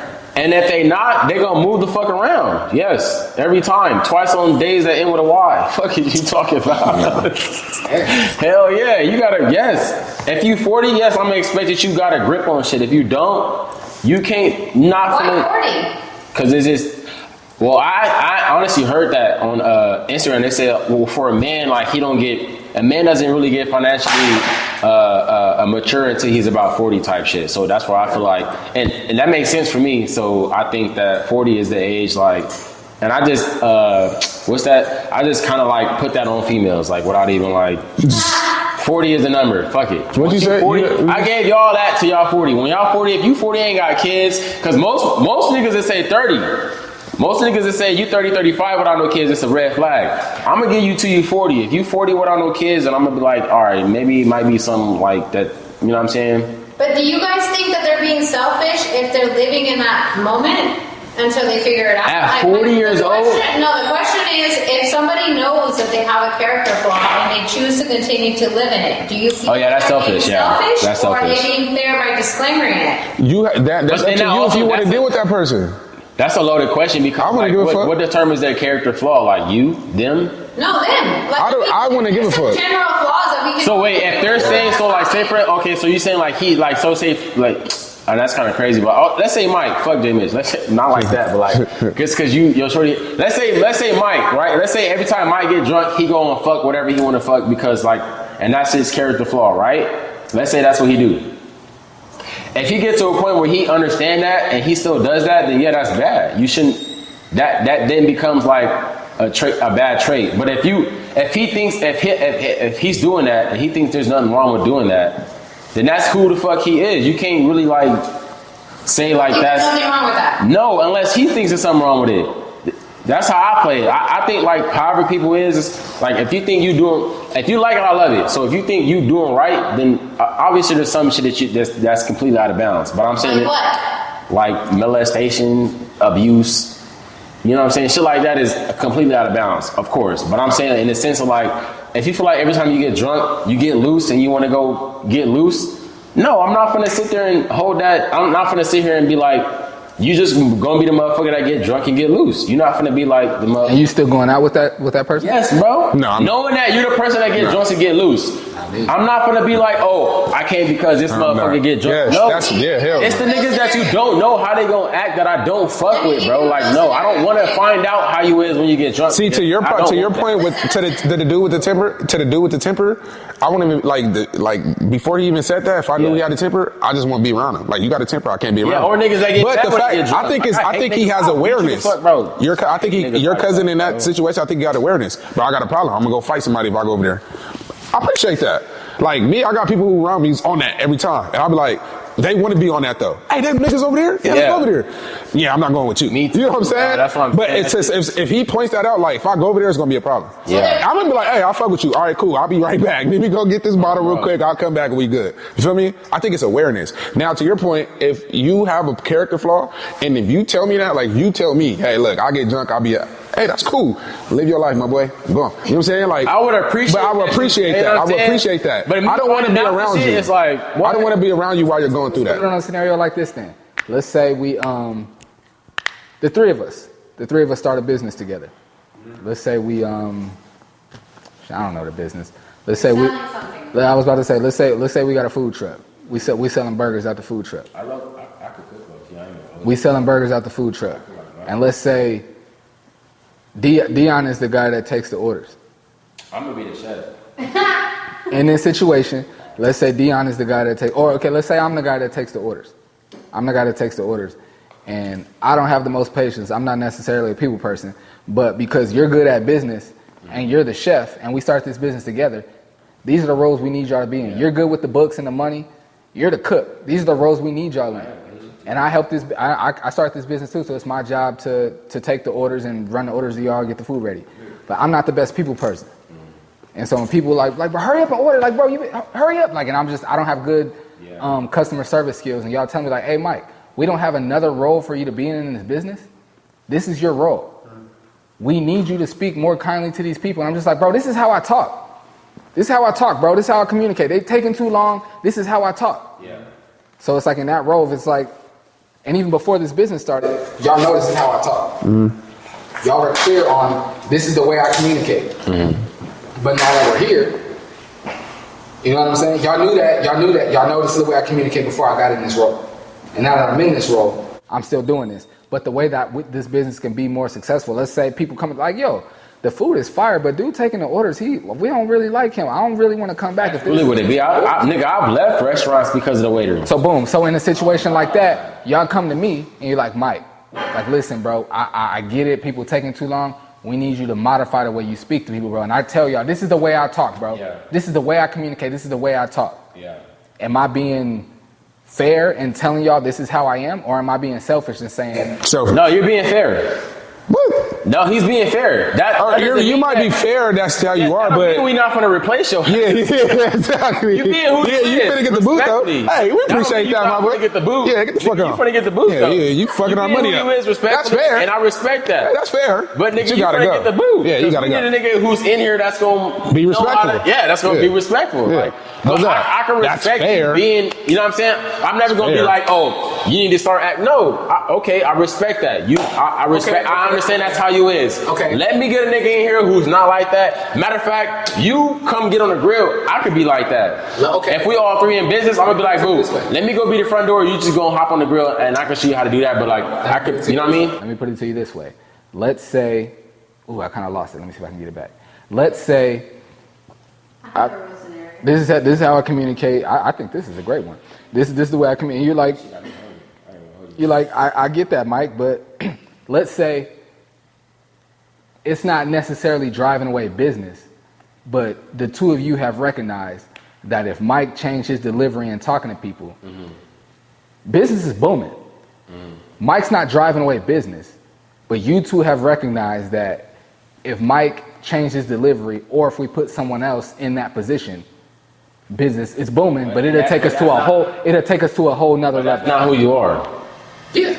But like I'm saying, like you're saying in the sense like if you were to be like this, we would be like this, but that's not who you are. You're like this. That's what you're saying? Yeah. Yes. I would respectfully let you stay where the fuck you at. I would not, as your friend, I would not be like, Mike, you need to be like this for us to be like, no, if that's how you are, cool, be like that. You don't feel the need to speak character into your friend? I can't, no, of course you can speak character into him, but I'm saying, nigga, I can't believe in you more than you believe in yourself. Ooh. I never believe it. On no level, I've never. Keep going. It's not about you believing in me. You're believing in this business and where the. And I do. And I was gonna get to that. No, I was gonna get to that. That's what I'm saying. So in that scenario, in that approach, because you my nigga, instead of demoting you, I would just reposition you. Go to the grill. Go make the shit and let me be the nigga that's taking the orders. Nah, you gotta bop. Shit. I would not. This nigga's crazy. Yeah, you gotta bop. No, you gotta bop. You gotta go. You gotta go. Nigga said he gotta go. He gotta go. You gotta go, Jimmy. You gotta bop. What if there's no other position? He said he gotta bop. You gotta bop. Nah, yeah. Then in that case, you gotta bop. Yeah. Okay. You my nigga still. But if you got an attitude, we're gonna party. Yeah, but if you got an attitude. You know what I'm saying? Once if the business do good in 1 week, nigga, on Friday I'm gonna tap in with you and be like, yo, we can't be friends. We did numbers this week. Nigga, come pop out with me. You know what I'm saying? Like, friends, but as far as this business, and even if you start this business with us, your name can still be attached. You can still get bread from this business because you helped us start it. But you gotta have some. You gotta be playing some part though. This position, we gotta get you out the way because you're not good for. Nah, I would never be paying a nigga for a position he not playing. Wait, let me say this for one. I would never be paying a nigga for a position he not playing. In your sense, saying like, nigga, he got to be playing some type of position. Well, he's playing the position. He not finna just be like. He's playing the position. Business is booming, but you see that if he changed his delivery, or if somebody else was in that seat, business would go. Or I put him in another position type shit, and cool. He not finna be not contributing, and if somebody's fucking up the energy, they gotta go. Yeah, you're not finna. That's what I'm saying. You're not finna not be contributing and then still getting benefits from like the contribution. Like no, that don't work like that. Well, he's contributing, just not in the way you want him to. No, that's cool because then I could, as my nigga, I feel like I'm gonna be able to like negotiate or like navigate that type shit. Like towards like you still playing the position type shit, and I'm playing the position. So like where we all making this shit work versus it being like we stepping on each other's toes type shit. Like. I'm gonna put it to where like we working for each other versus against each other type shit. I'm with you on that. Go ahead, Bill. Okay, so to get biblical with you guys, like I always do, the good book always says that it's better to speak onto somebody's character than to let them fall into the flames, right? So I believe that it is your responsibility. It says that in the Bible? Yes. Well, I feel like that's fucked. Say it again. It says 3 strands are better than 2, right? Because they're not easily broken. Right? In this particular scenario, there's 3 of you, right? In the Bible, it speaks of God being the 3rd strand in that particular scenario, right? When you have 3 strands, it is not as easily broken as 2, right? Now, we're speaking on character. No, I agree with that. And you don't want to let somebody fall into the flames because you don't feel like speaking into it.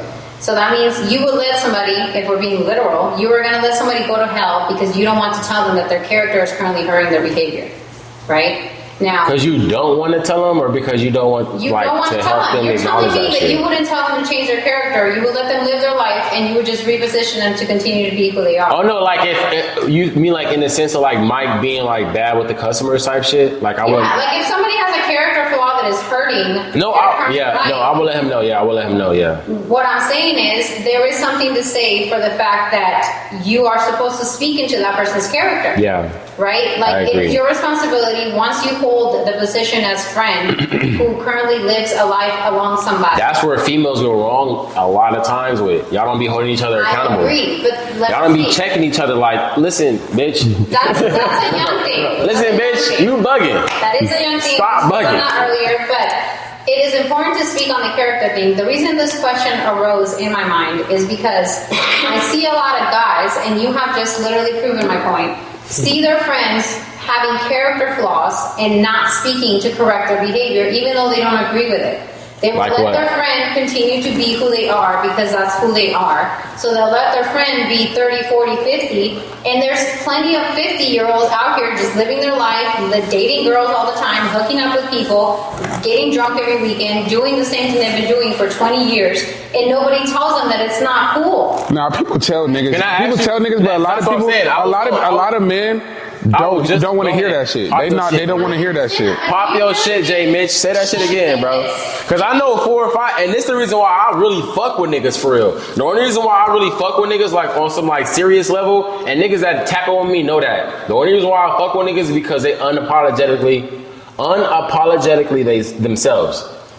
The niggas that I tap in with, that's my day one niggas, have been the way that they have been since the day that I met them. They ain't changed. They didn't have it. But you gotta understand this. When it comes to niggas, like, we respect that more than somebody who, like, every time you tap in with them, they change. As far as like morals go, type shit, like what they stand on, it just varies, type shit. Every time you tap in with them, it might be this or it might be that, depending on who's popping and who's not, who got the clout, who's not. Like, them niggas you don't really respect. You respect the niggas that keep the same happy medium over all the bullshit type shit. Cause you understand that the bullshit is gonna come type shit. I see your point. You don't want to mess with anybody. You don't want to have an intimate relationship and trust and build life with anybody who doesn't have a purpose set for themselves, right? Like if they haven't set values for themselves and they just go with anything, right? Like if you don't stand for something, you'll fall for anything. Exactly. You don't want to mess with those people. But if you have somebody that you've been riding with for a long time, these is your day ones, and you see after years and years and years of life, you are growing, they are not, and you're telling me that you're going to respect the fact that they're staying where they're at because you don't want to speak to their character and you just respect the fact that that's just the way they is, that's not cool, in my opinion, because you're not helping them grow. There is something to be said for somebody who is in your life who cares about you, speaking to your character, and you listen to them. No, they can. I'm not saying they. I'm not saying. Real quick, hey, I'm sorry to cut y'all off. This has never happened on the show. We got some breaking news right now. Diddy just got arrested. Who? Diddy just got arrested, bro. Wow. For what? 2 hours ago, it says... Diddy got arrested, nigga? It says, according to a source, Combs has been arrested in a Manhattan hotel yesterday, on Monday night, and is currently being processed. The charges are unclear at this time. Quote, we are disappointed with the decision to pursue what we believe For being a rapist? So fuck he gets. Shit, bro, this. You don't fuck with it? No, bro. With Diddy being arrested? You don't fuck with that? I just don't like the whole Diddy situation to begin. I don't like it, but hey, I don't know. I don't like what the nigga did. I don't like what the nigga did, yeah. It's been a known thing though, like for a long time. Motherfuckers been talking about, especially rappers, so they sit here and talk about it. I just don't like the shit, bro. I don't. Diddy to get there, so it's not like something that's like. It's just hard evidence behind things that people been talking about for years. He done survived so much. What was he arrested for? It's the Cassidy shit, right? It's unclear unclear. at this point, but I'm sure it's connected to all I'm this sure it stuff. has to do with There's no being statute. Cassie and doing a bunch of Cassie. No, it's not the Cassie shit, bro. Well, it has to, if it's not Cassie, it has to It's speculation. It's not off evidence. It can be off evidence. They raided his home. What's the evidence? They raided his home and took all There's a statute of limitation, bro. Not on that stuff. That's why they raided his home. What's I'm saying? If there was it would have been in that report. Okay, but honestly, you also have to think about this. So the fact that it's unclear is the fact. To me, it seemed like they hemming the nigga up. No, when they went and arrested him, they had charges. Just the media. That's what I'm saying. What are the charges? We don't know yet. It said unclear. They can't arrest you and say, we don't have no charges, but come with us. They went and picked him up and said, "Listen, you're being arrested for." Okay, yeah. You're being arrested for X, Y, and Z. I understand that, but I'm saying this shit could be speculation too. Arrest charges are public knowledge. If we You could be, but I'm saying you could be arrested on a speculation. You can't be arrested on some shit you actually did. You can be arrested on speculation. Let's talk about All that we've known, hold on, before you go, all that's been reported on Diddy on the last however long it's been. You think it's all speculation? No, I'm not saying it's not, but there is a statute of limitation to what No, he's it's not. done. Not Yes, there is, bro. How are they arresting him then? How are they arresting him? For whatever reason that they do, that's what I'm saying. For whatever reason that they choose to arrest you for, when they did the raids on his house, right? They can say he did this, he did that, he illegally kept this, he kept whatever the case is. I'm saying as far as like the broad shit, this statute of limitations, bro, the shit that he did, that the videos that It's the abuse, bro. He's going to jail that for shit the is abuse. past them being able to press charges on the nigga No, about it's it. not. That's why they came and picked him up. No, it's not. But they just said it was. They don't know what it was about. Was it about the assault charges? Before you go, that's because the media doesn't know yet, bro. If anybody gets arrested, they're not gonna say, "Hey, It's public knowledge. Yes. If you So Google, if you you just Google Google it, it. you Hey, what does it say? So you think that Abuse. whoever Yeah, just hold posted on. What does it say? Most of this shit is saying abuse. The abuse shit. the abuse shit, right? Yeah, that makes sense. It's public knowledge. But to say like you don't know, it's like, bro, you can look it up. Well, the media does that. The media does that because the media can't say he was arrested on these charges Yeah, I because agree. they'll be sued if they put out a false report. So what they have to say is the charge. I'm reading the CNN. That nigga was arrested. I would Bro, assume what? that CNN knows the exact charges, but they can't post until it's definitive. Like they're not going to be sued. Bro, what were we talking about before this shit? Fuck Diddy for real. Like I'm not talking about this nigga Diddy, bro. This is breaking news. He on some goofy shit. I'm not fucking with his goofy ass, You're bro. talking about statute of limitation, but you also think about it like Diddy is Diddy. You know what I mean? Yeah. Other people have to save their ass off of Diddy. So it's like when you have video evidence of Diddy beating. Bro, for the record, that's what I'm saying. I'm just saying for the record. Fuck that nigga Diddy. But, no, 100%. That nigga's goofy as fuck. Bro, I'm not fucking with bro. With statute of limitations, but I also understand what you're saying. You can't have brands coming out talking about, oh, he did this, that, and the third, but the brands still have to save their ass because it's come out full-fledged Yeah. and it's beating someone's ass. So it's like, we can't be connected to him in that point. So even if we don't have legal evidence, you gotta think about media overall now, because even the police have to do with media now. Yeah. So it's like maybe statute of limitations still stands, but you also have to think about media. XYPD, you already said arrest him. He's out of pocket. He's this, that, and the third. So Nah, everybody facts. else has to save their ass off of Diddy's behind at this point. You know what I mean? I don't agree, bro. Fuck that nigga Diddy, bro. They can only hold him for 48 hours. Fuck that nigga, bro. He got I'm not He got vouching for arrested by bro. federal agents, bro. Yeah, it's over with. That's a Riga. Bro, I'm not vouching for the nigga. Ain't no alleged- That nigga is on goofy shit. I'm just saying, like, I want to know what they arrested him on. Type, like, what did they bring up to say like We he? gonna hear in the morning. You know what I'm saying? Like, that's more like what I want to know. I'm not vouching for the. I'm not gonna make a lawyer. Valid Like, grounds on abuse. That's what they have. The only valid evidence they have for right now is the abuse. that's what I'm saying. This That's ground. why they But to be able to do that, somebody has to press charges. Is what I'm saying. Who the fuck is pressing charges on, bro? For them to come and get him type shit. Bro, Young Miami had that case with bro too when she was shipping the drugs. Federal agents are not going to make a move unless they have an actual case. Like, it's not like Yeah, bro. police. I agree, but in a case like this, in a case like this, you need somebody to come forward. You don't need. Yes, bro. There's probably bro. That's what I'm saying. Who the fuck is coming? That's my whole point. Who the fuck is coming forward to say whatever it is to say? We're gonna find Oh, out she signed a plea deal to get 30 mil. She didn't come forward to press charges from him. That. She probably pleaded with him. Yeah, that's what I'm saying. She didn't press charges. That's what I'm saying. Okay, So, we're gonna find out. He didn't know. She didn't press charges. Somebody told. Nigga, I want to know who pressed charges on the nigga. we're gonna find out. Why is that important? Yeah. Because that's why he got locked But up. why is that important? This nigga was out here doing foul, grimy. We're not debating whether he was doing foul shit or not. We're debating on the fact that he was arrested. Okay, but Should he not have been arrested? No, Hold on. he should have been arrested, but he wasn't because motherfuckers didn't think they. So what are you arguing right now? Wait, so who? What? Let me go back to your fact. Actually, let me revert back on that. He shouldn't have been arrested. The only time he should be arrested is the motherfucker who he did it to feel like he should be arrested because those are the only motherfuckers who can press charges against him. That's not how law works. If you think if you think he did wrong, you can't go press charges against Diddy. The only person that can press charges is the motherfucker that. The only one that no. They can open an investigation. They can't press charges against him. They can't press charges against him unless he has done it to them. They can open an investigation to then see what he's doing wrong that's illegal or not illegal. Yes. When we're talking about pressing charges, unless the victim presses charges, nigga, this shit wasn't illegal. That's my whole point. So I want to know what the nigga. My whole point is. You think somebody pressed charges against Young Thug? Of course. Who? You think somebody pressed charges against Young Thug? Yes. Who? With the phone? Who? The people who's calling the nigga. No, Young DA. Thug when he's testifying. Gunner when he. The DA, the government went after that shit. The DA, the government went after Thug and them, bro. Nigga said. That's a RICO. That's what a RICO is. They watching you. You don't know what an admission to guilt is?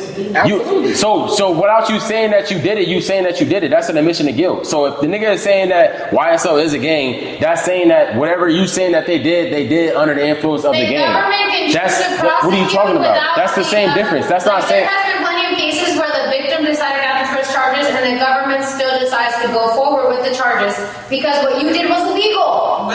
The only time that happens is that, bro. That's I'm talking about open and shut case. We're not talking about hearsay, he say, she say shit. If No. you broke the law, whether the victim decides to press charges or not, you are held accountable for. Are we not talking about hearsay? Bro, at the end of the day, Diddy in jail. Are we not talking about hearsay? Of course, Diddy got a Diddy's in jail, of course, bro. Diddy got a video out with him beating up Cassie. Of course, everything else is hearsay. But that's the thing. So I'm saying we don't know that. We know that's hearsay, but it might be evidence. I'm not saying that it's real or it's not real. What I'm saying is what it is what it is. All we can see is somebody else saying that this is what happened. That's what I'm saying. That's what makes it hearsay. It's not. But we don't know that yet. We don't know if it's The hearsay fact that yet. they're saying it is hearsay. The fact that you don't have evidence or video. What if they prove it tomorrow? Then that He makes just it got not arrested. hearsay. That's what I'm saying. He But just got until arrested. then, it's hearsay. Yeah, we gotta wait. So we gotta wait till tomorrow. Until they bring evidence to saying he was doing this. Or, nigga, What if they have? Hearsay. That's what I'm saying. What if they have and they're going to report it to us in the morning? Then that's different. Then that's That's what I'm saying. That's why we have to wait. Dion, not the NYPD. The feds picked this nigga up, bro. You remember when they raided his house? Bro, the feds picked up Young Thug. And he's in jail. That nigga's funny to be free. Have you not been watching that? He's about to be free because of Woody. Woody flipped that whole shit around. Have you not been watching the YSL? Have you not been watching the shit? The feds don't mean, the feds is, bro, you know what's crazy? Since the pandemic, I've been saying this. Since the pandemic, the feds have been phony. They been coming after niggas on phony shit, building off of their repetition. Because they think like you said, when niggas think like, oh, when the feds come after you, it's 98%. Nigga, you might as well just hook it and book it. Do you know that motherfucking, what's the shit that Ashanti was signed to? The Murder Inc. They went under a RICO, they won it. So what the fuck are we talking about? It's not every time you go under a RICO, you wrong and it's up to them. No, nigga. Sometimes when they go on a RICO, they reaching.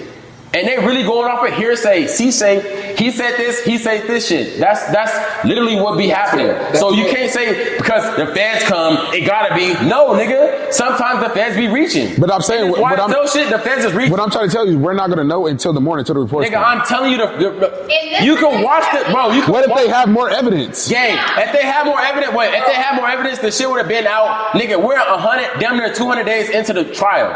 You don't think that if they had more evidence, they would have banged the gavel? The government, they would have banged. They literally push all that shit back. They give that shit time. The nigga. If you get arrested today, you're not going on trial 6 months later. Nigga, Murder Inc. literally went out of business because they went bankrupt from fighting the courts in the exactly. RICO It takes time. But they won the shit. But they'll have evidence. You understand what I'm saying? Yeah. You don't think that the government is approaching this shit like, bro, we could bankrupt these niggas as long as we just prolong this shit.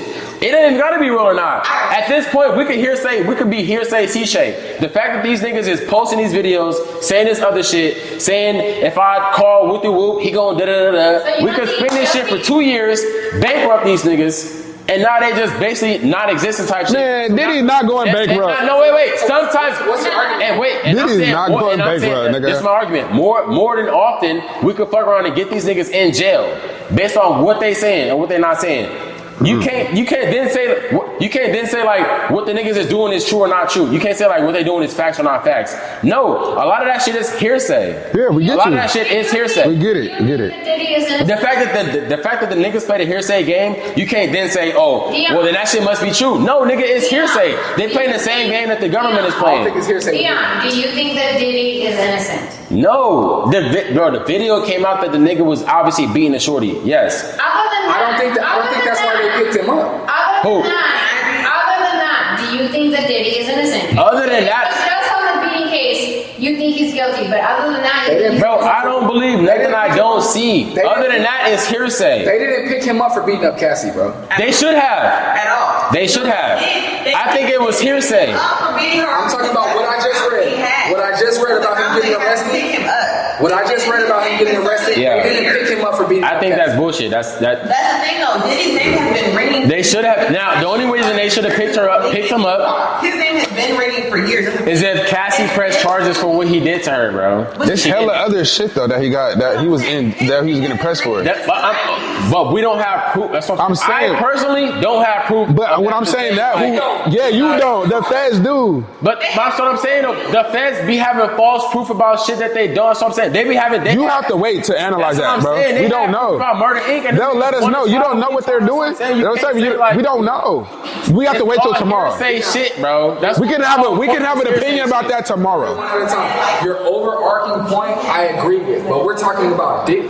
You think they just got some? You think they picked him up on hearsay? No, I think no. Yeah, I did. I do. Yeah, I do. After they raided, I don't think nobody pressed charges against Diddy. Clip this when Diddy in jail next year. All of his homies and took all of his cameras. That's still hearsay.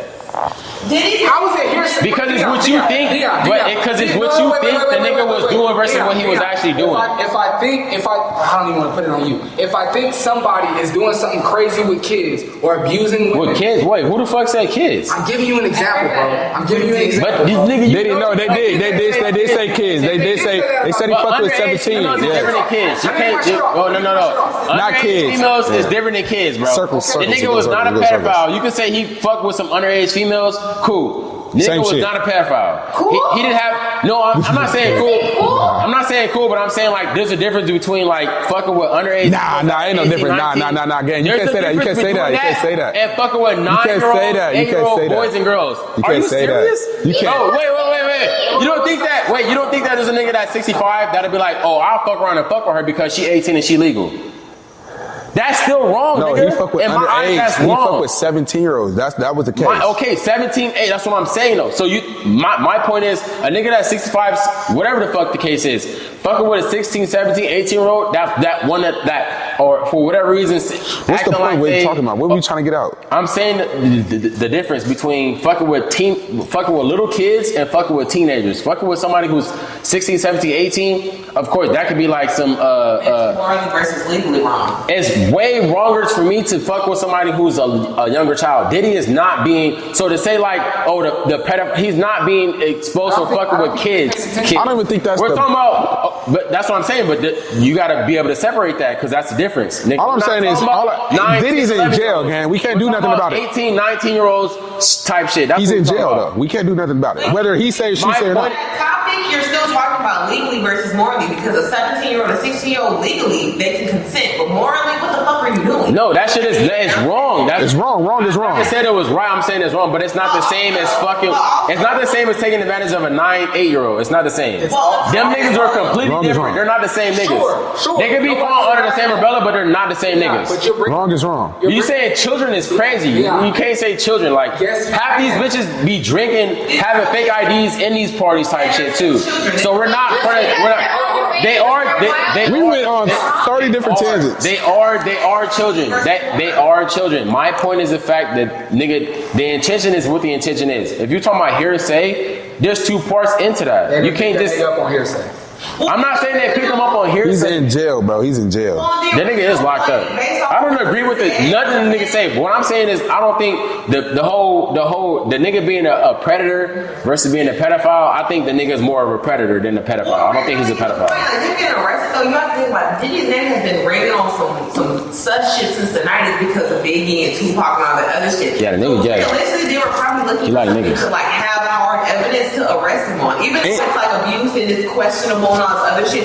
They just needed hard evidence to. And y'all remember when Keefe D? If it is 48 hours, you got 48 hours to prove everything else. And Keefe D has not, like, since he got arrested, there has no been public statements about this nigga. So he probably went into jail and then spilled the beans, and they went and got Diddy too on that. Keefe D got arrested, bro. Tupac died 28 years ago. When I was That born. happens though. That's what I'm saying. So like, it's probably a bunch of shit he's getting arrested on. But that shit it's not just all one thing. It's not just one thing. That shit is all hearsay. It's not just one thing. It was hearsay before they raided his house, bro. I think he just don't want to see him in jail, right? You just don't want to see him in jail. It was hearsay before they raided his house. Once they raided his house and see. My whole point is that it's hearsay. It's not you. Okay, whether it's hearsay or know not, what it is for sure. We can't call it. I'm speaking directly to that point. It's hearsay until they raid his house. Yeah. Once they raid, they have proof, and they see the hard drive. They see what he's been filming. Now I have proof. So that's not coming. But they haven't said that though. You would just assume that because they coming on. You would just assume that because they coming on him, they coming down on him this hard. That it would have to be because they found something that was significant. Well, a logical person. No, but like until they do, you can't say that because the government will. What I'm telling you is that the feds will lay on that hat. The fact that you think, nigga, I'm the feds, so when I thinks he's innocent. You know it's about some real shit. I'm not gonna come unless it's about some real shit. So me pulling up, you know it's some real shit. I can low key make some fake shit look real by me just pulling up, because you know I ain't gonna pull up unless it's some real shit. Okay. That's the propaganda. You get what I'm saying? No, that's the propaganda that they play into niggas. No, but I'm saying that's what they'll use on niggas. They'll be like, oh, because we here, you know this shit gotta be serious. When it's like, nigga, no, it's not. You trying to make this shit seem like it is what it ain't type shit. Like, I get what you're saying, but I don't think they're doing that for Diddy. They do the same shit with Trump. They do that a lot of They shit. do the same shit with Trump. They're trying to make shit seem like it's way more than what it actually is type shit. There's been rumors for 10 years that you're a horrible teammate, and after the games, you punch on your teammates in the locker room, and it's all just been rumors. It's all just been rumors for 10 years, and then after 10 years, all these rumors, people are like, I think it might be true, but nobody's ever investigated. But after, let's say, that 11th year, a video comes out of you punching on one of your teammates in the locker room, and then after that, right after one of your games, all the feds come and raid the locker room, and they see you punching on your teammates. And then they get footage from your coaches of footage of you punching on your teammates in the locker room. When they then come and pick you up, it's not hearsay, bro. It was hearsay before we saw the footage. It was hearsay before we saw it with our own eyes. Once I've seen it, oh no, this is what he's been doing the last few years. Let's gather our case. Before we, because they raided his house months ago. It's not like they raided his house yesterday and came and picked him up. They raided his house months ago, reviewed the footage from all the houses, ran over all the details, and now we come to pick you up. That's not hearsay. That's not hearsay. I've heard all this shit for years. I went to investigate. Now I've seen it on video with my own eyes. Now I'm coming to pick you up. That's but you would only have that energy towards the government that you trust. You would trust them to you would trust them to bang the gavel on somebody who's on some bullshit, right? Not knowing that them niggas miss. They miss sometimes.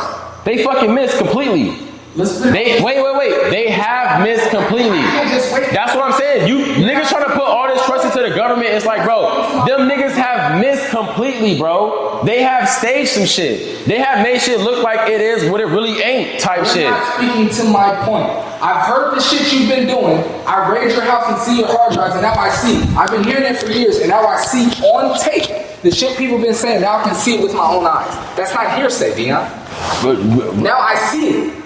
The Cassie shit, I'm not talking about you. So you think like they arrested him because of the Cassie shit? No, that was my initial. So that's my point. Because it's not, they should have arrested him specifically for the Cassie shit. Because that's the only shit that we seen.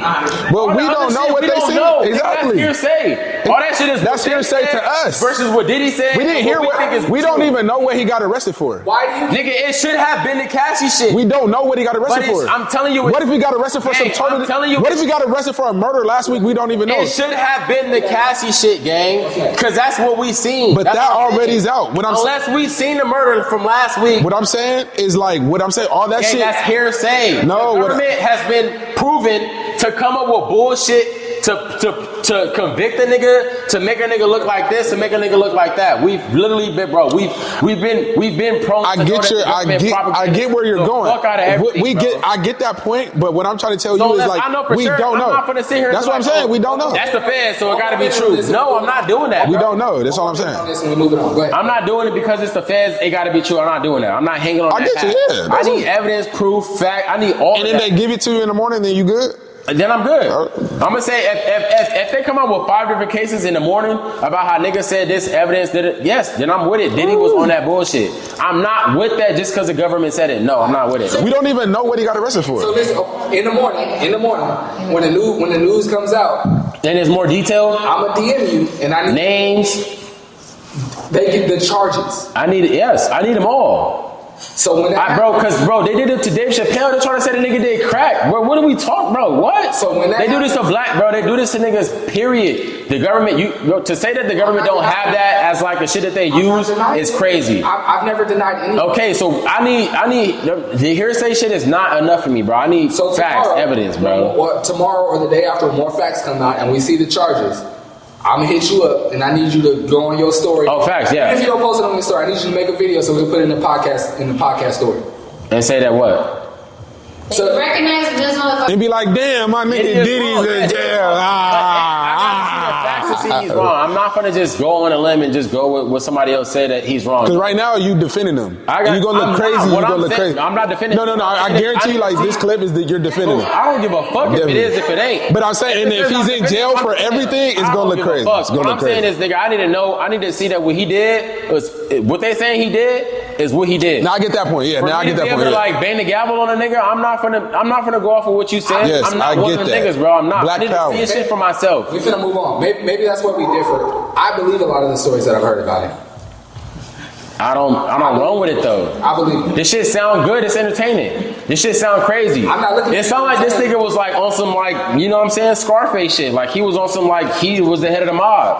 I need to see that shit to believe it, gang. I'm not one of them niggas that you could just say some story like that to. I think there's enough. And like 1 or 2 shit can come out, and I'm like, oh yeah, it must have been. No, bro. Arrested. I think there's enough evidence on social media and the world and whatever has been coming out.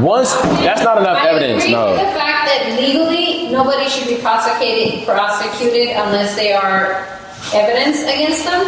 But I believe that there is enough evidence against him publicly to hold a trial to prove Without to prove without nobody pressing charges. No, what I'm saying is, No you one has to don't press need the charges. charges. Yes, the fuck you do. No, you don't. Listen, How do you pick 'em up then? Yeah, Mike, stop. No, I'm not saying Listen. I'm not saying legally you have to. I'm saying like, bro, somebody gotta, bro. Let me go. Somebody gotta be like, yo, this is wrong for No, somebody else to be listen. like, all right, let me defend them. You don't need a testimony from a person to see something that already happened. If there is video proof, if there is evidence in any way, whether it's written, photograph, emails, phone calls, anything that can be used, you don't need a physical person to press a charge to prove that there was malintent happening. So if there's any of that evidence happening, if he sent any emails, if he saved any videos, if there's any recordings, which if you're a predator, you will always try to have some sort of token from your prey, then there will be charges pressed against them that hold that evidence. It does not need to come from a person saying, this motherfucker violated me when I was 16. Now, there's plenty of evidence since he's been arrested that have shown videos of Bieber and Usher and other artists saying that the shit was weird and they shouldn't have gone through the things they went through. We're going to let the world prove us that he deserves what he's getting, but I believe that he definitely deserves it. I feel like we try to compare apples to oranges, bro. You have a good point in asking for the evidence. I think that is a good voice to have in this particular scenario, that they need to prove it.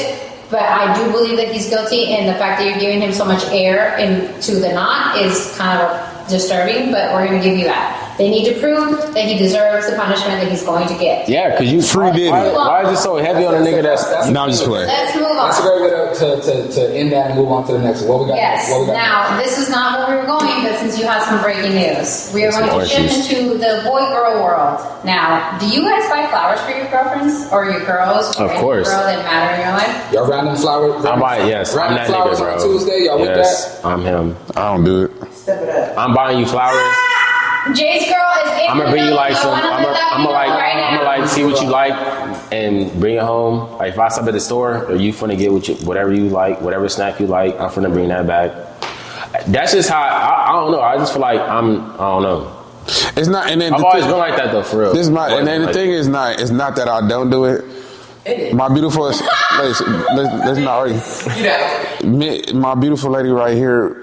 She presses me about it, but there's times where I've done it, but it's not something, as a masculine man, it's not something that I'm thinking of. Like, You know what I'm saying? I don't look at flowers and be like, oh yeah, flowers. But like, you correlate that to you being For real? a masculine man. I correlate it You to don't look at me. flowers and be like, Wait. You correlate. So you said I'm a masculine man. I don't think about that. You correlate you being a masculine man to you not bringing home flowers. I do it because more so she like tells me to do it, and it'd be like it's something. That's what blows me. It's more so. That's what make me not do the shit. I know exactly, bro. I know exactly what you're talking about. Yeah. Don't tell me to do it because it's not gonna get done. Just leave it up to me. You said as a masculine man. Like what's the correlation? No. Okay. The only reason I said that is because like I don't like look at flowers myself. Like, I think personally. he means like in the but like between being there's times where like there's just times. something. Period. There's times, and we had this conversation plenty of times. There's times where it's like okay. There's times where I have brought flowers because it's like, oh, cool. I know she's gonna like flowers, but it's not something that I'm just thinking of just to make you happy. Yeah. But you know what I mean? And then like, say for instance, if it's just nothing that's brought up, and it's like one of those things that just I actually had happened to walk past some flowers, and we're getting ready to go. I'm getting ready to go to her house. Yeah, I'm gonna buy some flowers. It's just not. It's just nothing that just hits my brain. Gas station and like you seen like know that she likes it. Why is it against your masculine thought? What if you in the gas station and you see like some chips? You see like you walk past the chips and you see the ones that she likes. Let her ask again. If you know that she likes flowers, she has expressed that to you. Because listen. This is the point. This is the thing. Since my beautiful girlfriend is here right now in the audience, right? This is the point. The point is, me and her have had this conversation plenty of times. The point is, she has taught me how to respect a woman in a relationship. Like, you know, there's times where I've blank them out. I blank. You don't know what he said. No, I feel like they're supposed Hold on. Let me land. Hold on. Let's pause for a second. I feel like they're supposed to, bro. That's what I feel like a lot of females thinking that niggas it's just supposed to automatically do it. You supposed to teach a nigga how to do X, Y, Z. Yeah, let me land. I got you. Let me land. Let a nigga know like type shit. She's definitely to my tennis to X, Y, and Z that I've never thought about. I would have never thought about even going on dates to freaking dinners. Like I've never did shit like that. I've told her that. So like there's times. So at the end of the day, she's came to the conclusion like, you know what, you're a nigga. And you know, these are things that a man that makes women happy. It's not that I'm pressing you about it, but it makes me happy. And I never used to think about a woman's emotions. I didn't give a fuck. Like I was one of those niggas. I don't give a fuck how you feel. Like if you're not happy for yourself, then I don't give a fuck. That's how I used to be. So she's definitely softened me up in those areas. Now, then there has been times, don't lie, I came back from Arizona with a fucking bouquet of flowers. Bam, boom, bada, bam. So but there's other times where she had. What are you doing next? What? So you can't be like that. Yeah. You gotta be appreciative. No. Thank you. You gotta be like, thank you you. gotta put that one time on a pedestal. Like, Yeah. nigga, remember that one time when you came back from Arizona? But as That's the nigga. You know what I'm saying? As men, we do that though. We tell our women like, you know what? I would appreciate if you did this when I come home from work. If you was doing, I don't say that shit. I don't. Well, I always say you better than us, Deion. No, don't stop saying that, bro. I don't. Because I don't say that. I say it in a joking way, but I halfway mean it because there's some things that I don't even say men, but certain people think about or certain people do, and you say, no, I don't do that. And that's why I say, I don't do that, bro. Like, there's a large majority of people that do that, and that's why I say, when I was talking about when you said you was like one night stands, she's like, oh, I don't do that, and I was like, it's millions of niggas out here that have one night stands. Yeah. It's like, oh, well, you just better than us then. And so I just ran with that. So in this situation, like I do that.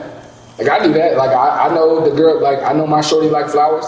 So I'm just coming. No, I am too, for real. That's what I'm saying. I'm bringing snacks. To see you on a random Wednesday so we can watch a movie. I'm knowing everything. Flowers because I know you like flowers. I'm all the way to the T, nigga. Thursday night, I know you like this one. Friday night, you like that one. Like. So then, what's the harm in bringing flowers if you know she likes flowers? Flowers you said too. you do it. You said, I'm on that. So no, there wasn't no. Let me break it I'm a down detailed like nigga, this, bro. okay? So I pay attention to that You shit. know that your girl enjoys flowers, and as long as she is appreciative every time you bring them, what is the issue against bringing them every week? Let me land. So the fact is, like, I'm still growing. I'm like that. I'm still currently growing into to be in a romantic relationship. Like I didn't grow up to see romanticy and all that stuff. Like I thought that shit was a facade. That's just movie shit. She's taught me to do those things. Now, it's like teaching the hard head kid how to be good. It's like you gotta be able to have like room for growth, pretty much. Okay. Now there's times where she butts me over the head, what's the flower? And then I'll be like, fuck your flower. Like, you know what I'm saying? And she'll be like, no. But then there's times where it's like, okay, I get it. I get what she's saying. I get where she's coming from.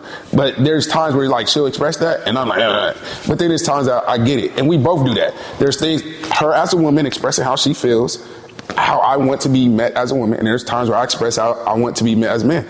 And we both have those opportunities of growth where I'm like, damn.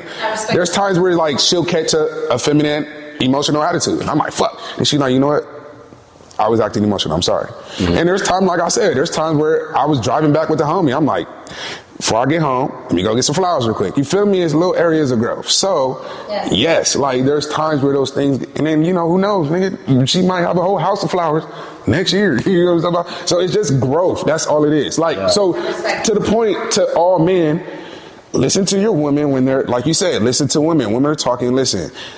This woman right here has taught me a lot of those things because I was a straight nigga, like, period. It was. So, period, all I can say is listen to your woman because at the end of the day, if you want to win in a relationship to where y'all at peace, no toxic shit, no bumping heads, if you got a woman that listens, be a man that listens type 2. That's all I can say. So. Advice to niggas is like listen to your women. For sure. Advice to women is speak the fuck up, bro. Don't be holding shit in. Speak your mind. Realistically, if you want to go in a relationship, it's a loss of ego. You gotta let the ego go because everyone wants to prove. That's what I was saying. Niggas, sacrifice is more important than gaining. When you really give a fuck about someone, you gotta let the ego go. You gotta, if this makes you happy and it's not costing you anything, grow up in. You know, it's crazy because I always say that. I honestly think love isn't about what you could get. It's about what you could take. It's love. I'm gonna step on camera for this. I think love. I want to say something. I think love is about what you could. I don't think love is about what you give. I think love is about what you could take.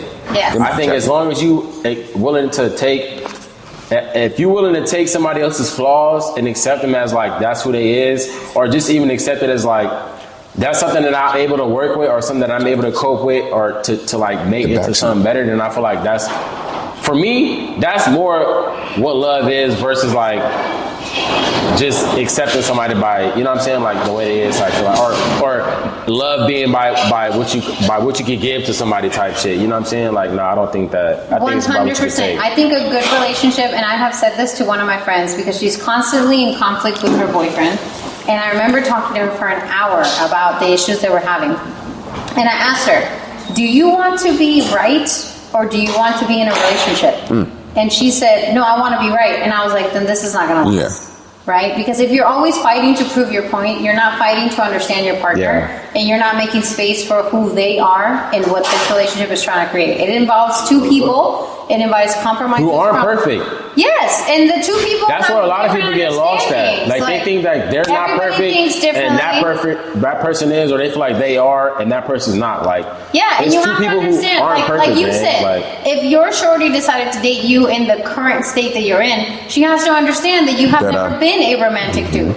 Right? Now, I only like to date romantic men, so my dude brings me flowers every time my flowers die.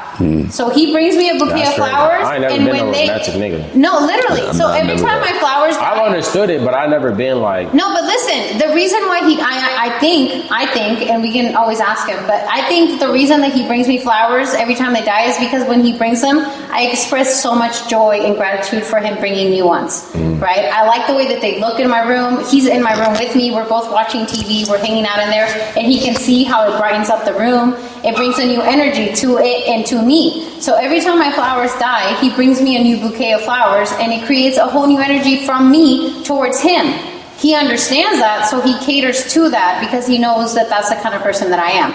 If you are the type of woman who asks for flowers but are always acting like it's no big deal, then he's going to stop bringing them, because why would he do a big effort for you if you are acting like it's like, oh, flowers again, thank you, and put them in a vase and move on, right? But every time he brings them, I'm like, oh my God, these are so pretty, they smell so good, smell them, let's put them in the room. And to all women, see what it is. And to all women, I think that is a huge part of what it is. And to women, feeling like what you're doing matters is going to change the way that you do things. No, for sure. But and then I say to like to niggas like, so every time he brought her flowers, she do like a backflip. Yes, I do a backflip. No, and that's what they do. But but the thing is, like jump off some shit. But to, I'm like, oh You should do a chant every But a time message, flowers. she literally does that. No. Do a chant. Y'all ever like see? a J Mitch chant? Every Y'all ever see that? Nah, she gonna bring you flowers every Friday. I swear to God, if you do a chant and you post that shit every Friday, this nigga gonna bring you flowers. Nah, she does that shit. But no, to my look to the message though. To the message to every woman that's dealing with a nigga though that like might not have that, because a lot of niggas grew up in households where love between their parents wasn't shown, and we don't know that. So the message to women that deal with men like that, like, don't beat it over their head. Like, nigga, buy me flowers. You know what I mean? Don't do that. Like, or just make the simplest shit. How do you want to be told? It's not even. I think from where we come from, the simplest shit, like making the simplest shit look or feel important, goes longer for us than like some shit that we know like is popping. Like if I know I'm finna give you a Chanel purse, or you finna go crazy, like, and then you go crazy over the Chanel purse or whatever the case is, like, then it's like, okay, I knew that it was that's longer than flowers. I knew it was some extra shit, but like, so of course you're gonna go extra out because you're gonna be extra out because I went extra out, right? Mm-hmm. But if it's some simple shit and you go the extra mile over it, like oh, this and this, and smell it, and I want to post it, and I want to, then that's gonna make a nigga want to go like keep. That's gonna motivate a nigga to like keep that shit up versus like even if she's not posting it, the little shit. No, she's not posting and turning backwards. What if you just know this makes her happy? No, that's the thing. No, this the thing with me, with a man like me. How I was at first was like, you're telling me this to make you happy is like, now you're putting your emotional response. And we had this conversation like 3 days ago. I said emotional responsibility over emotional intelligence. For me to have emotional intelligence is like, for a woman to have emotional intelligence, meaning like you're responsible for your emotions. So like, I felt like at first you're making me responsible for your emotions, which is making me like, nah. You feel what I'm saying? Yeah. And that's how I was every single time at first. Until I started to see like, okay, you're responsible for your emotions. Of course, I like to add to that. But if I'm just being me and it's bothering you, and I'm just being me, that's when it's like, it's confusing in my head. You know what I'm saying? Like if you're that's the situation though. I don't think just you being you is making her upset. But no. It could give that though. It could give like they leaning on you to like give them some, and it's like, damn, you ain't even got it yourself type shit. Like you can't even like get that. What'd you say? Get that within yourself type shit. Like it sounds like you guys are being defensive. Like you don't want to be told to do the dishes. You just like want to know that you're supposed to do the dishes. Well, no. To that point, it's like all I'm saying is like me. Like when I came home from Arizona and I brought those flowers, I wasn't told, and I wasn't. You feel me? And I think that you don't feel that every time you go to the store. Because like I'm telling you, I'm not that nigga. I wasn't raised there. I'm the different nigga. I'm not that type of person. The thing is, but that doesn't mean that he's not that. It takes time. Yeah, that's what I'm saying. And everything is good. When you go to the store now and you see flowers, it doesn't always pop into your head to get them. That's what you're saying? I mean, anything every time you go to the store and you see flowers, it doesn't pop into your head to get them. Like you're working on it that being a thought. Now, if you fighting it, that's different. If you fighting it, you should not be fighting it. It's not. At the end of the day, you should be going with it. It's just not there. Like it doesn't come up all the time. To me personally, I'm just the type of person that's like, you be fighting it. No, hell no. It's not that. It's like more so. It's not, flowers are one thing, but it's like I'm just not somebody who goes out and thinks like, oh yeah, that's gonna make you happy. It's just not something in my head.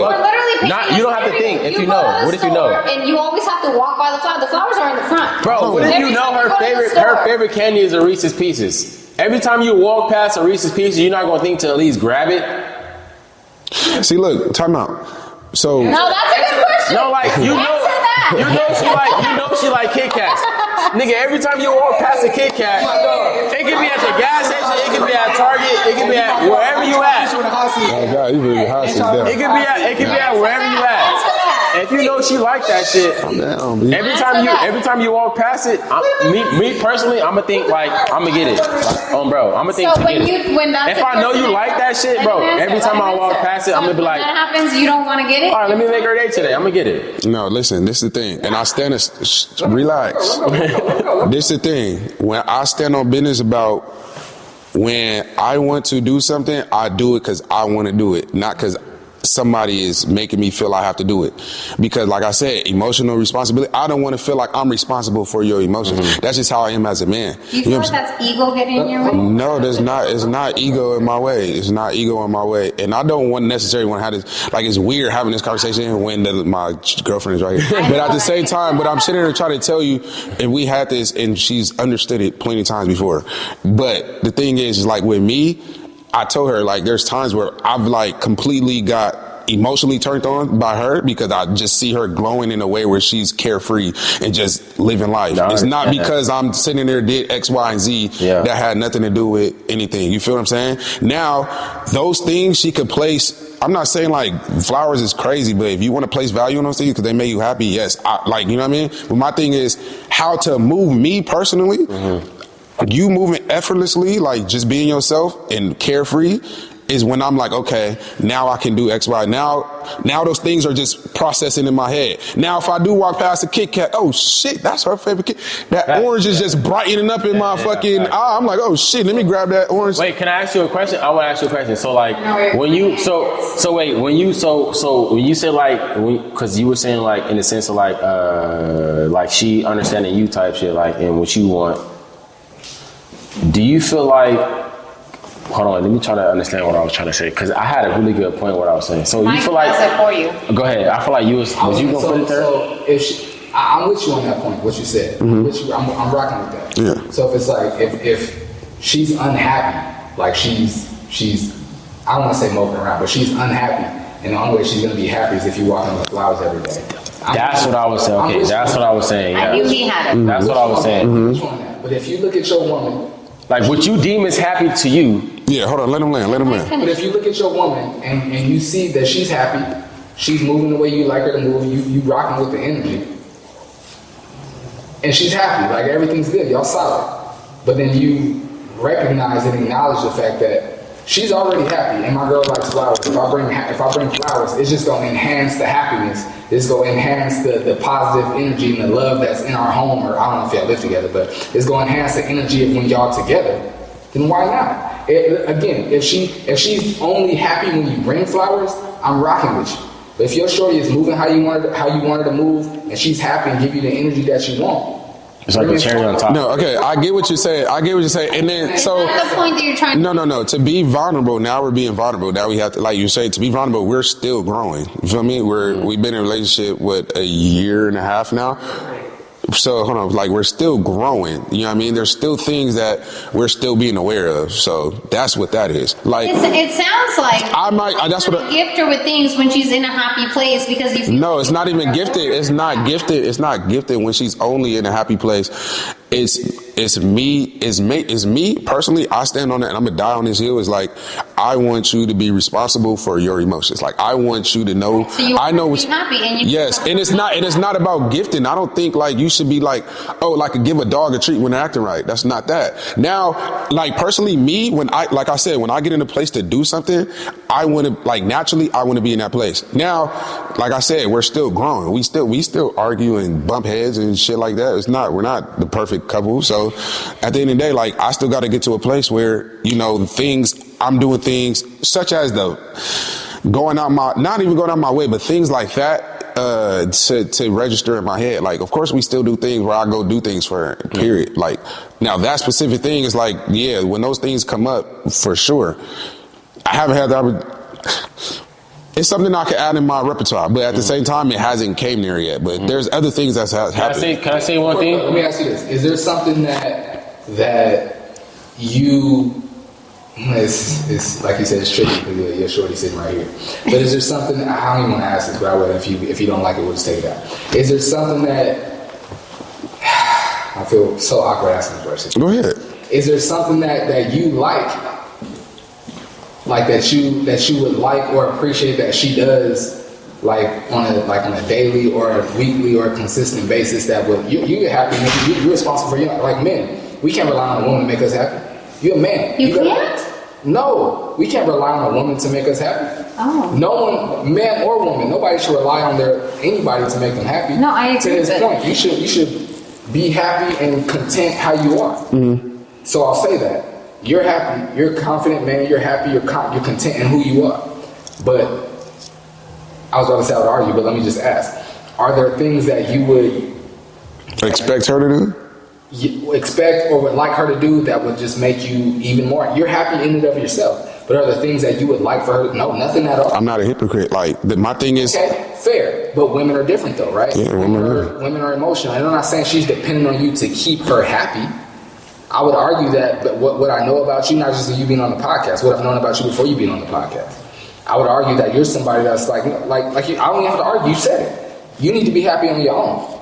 And you wouldn't have made her your girlfriend if she wasn't already happy on her own. She's not depending on J Mitch. She's not depending on Southeast J Mitch to make her happy. She's already happy. So she's already happy. Why not do things to enhance that happiness? It's only going to make your life better.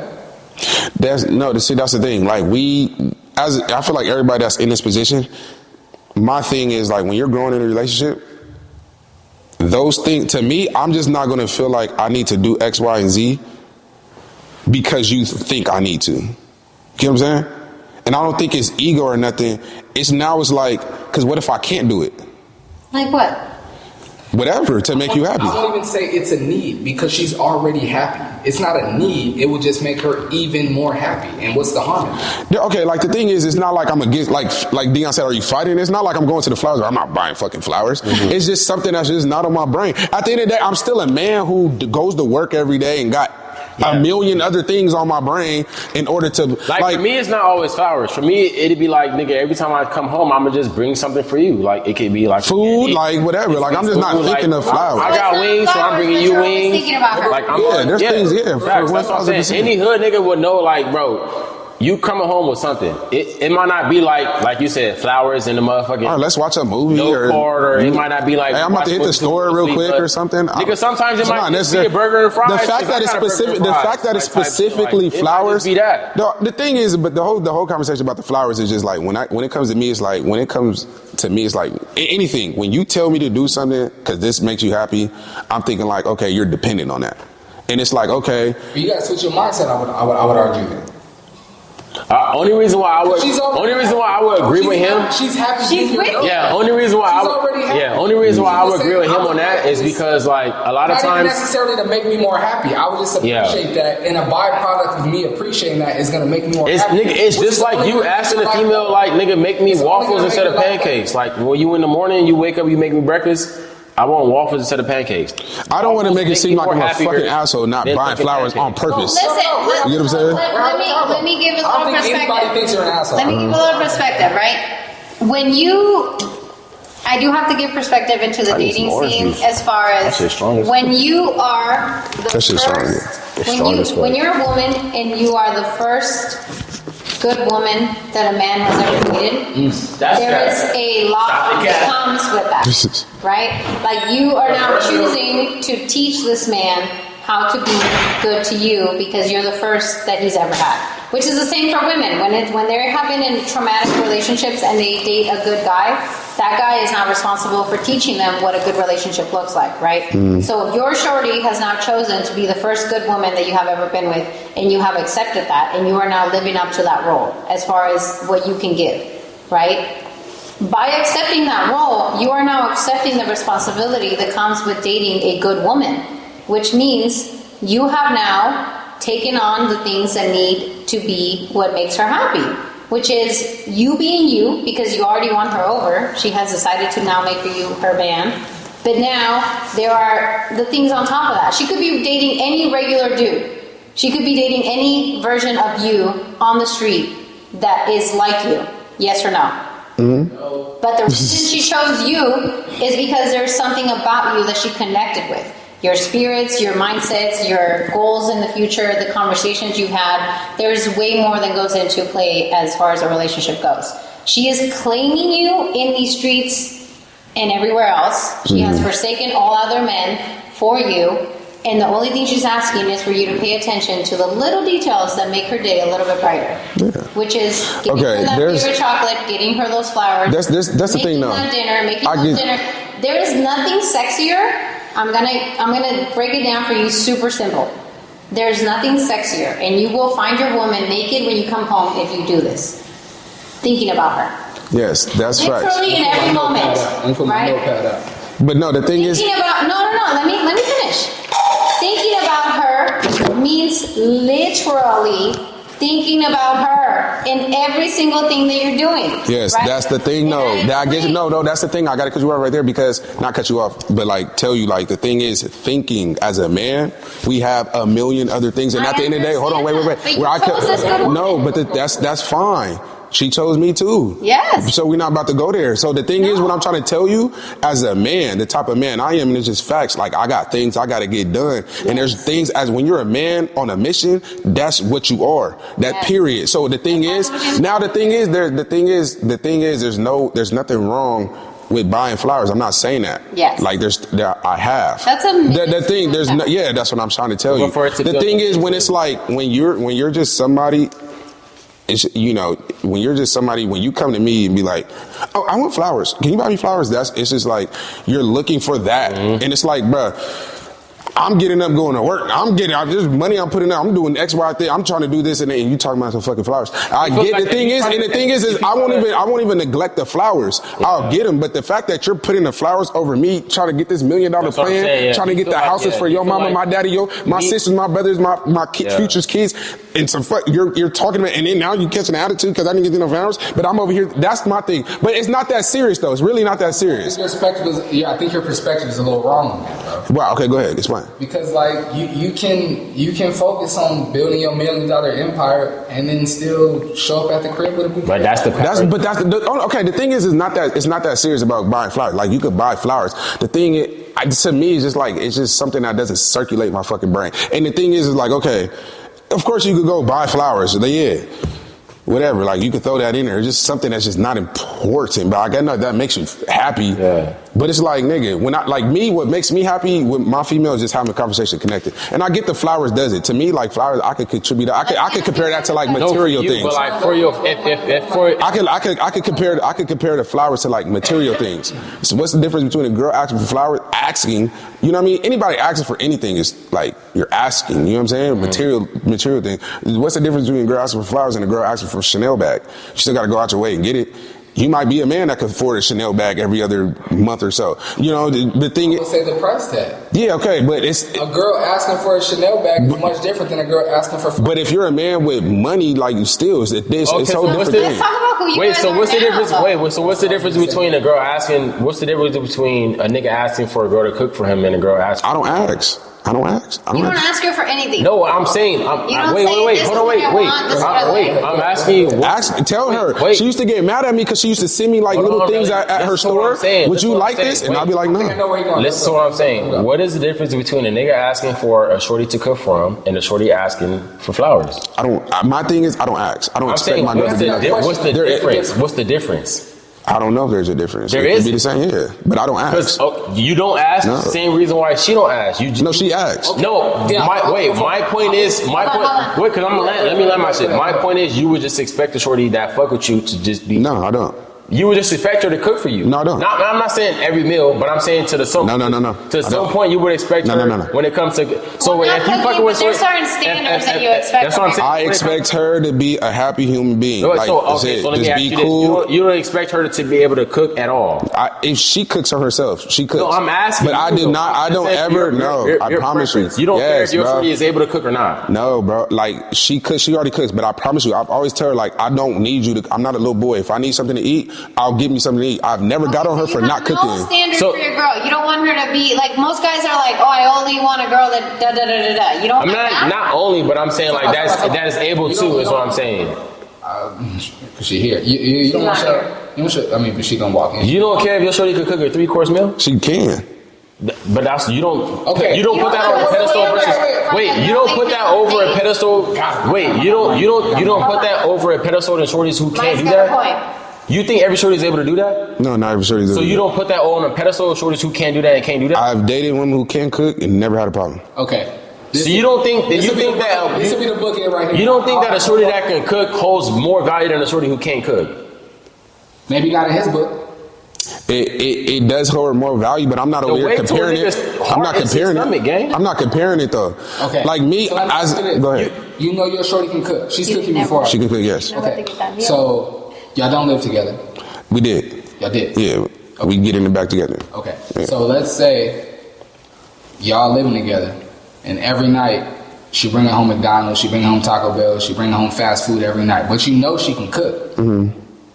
And you getting satisfied, you going home with a full belly, but you like, I done had enough of this fast food. Like, I would like for you to cook, like actual meals. Go ahead, hold on, Lane. Go ahead. I want to eat like maybe broccoli, rice. You know what I'm saying? Like some healthy shit, nigga. Not some processed food. Bro, I promise you, I cannot be a hypocrite. If I'm a real nigga, I got to be a real nigga from all angles. Yeah. If I want to change my ways, hey, you can have that. I'm gonna go get whatever I need to get.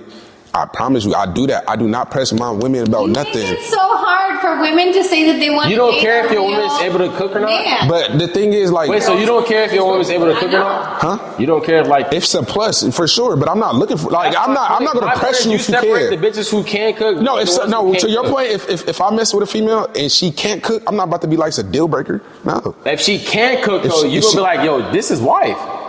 Yeah, no, that's tight. Yes. No, okay, so wait. Yes. So in saying that, you admit that there's a difference between a bitch who can't cook and can't cook. Yes. The bitch who can cook, you would consider more a woman. That's a wife versus a woman who really can't, who microwaving some shit. It's like, I fuck with you, but like you microwaving shit.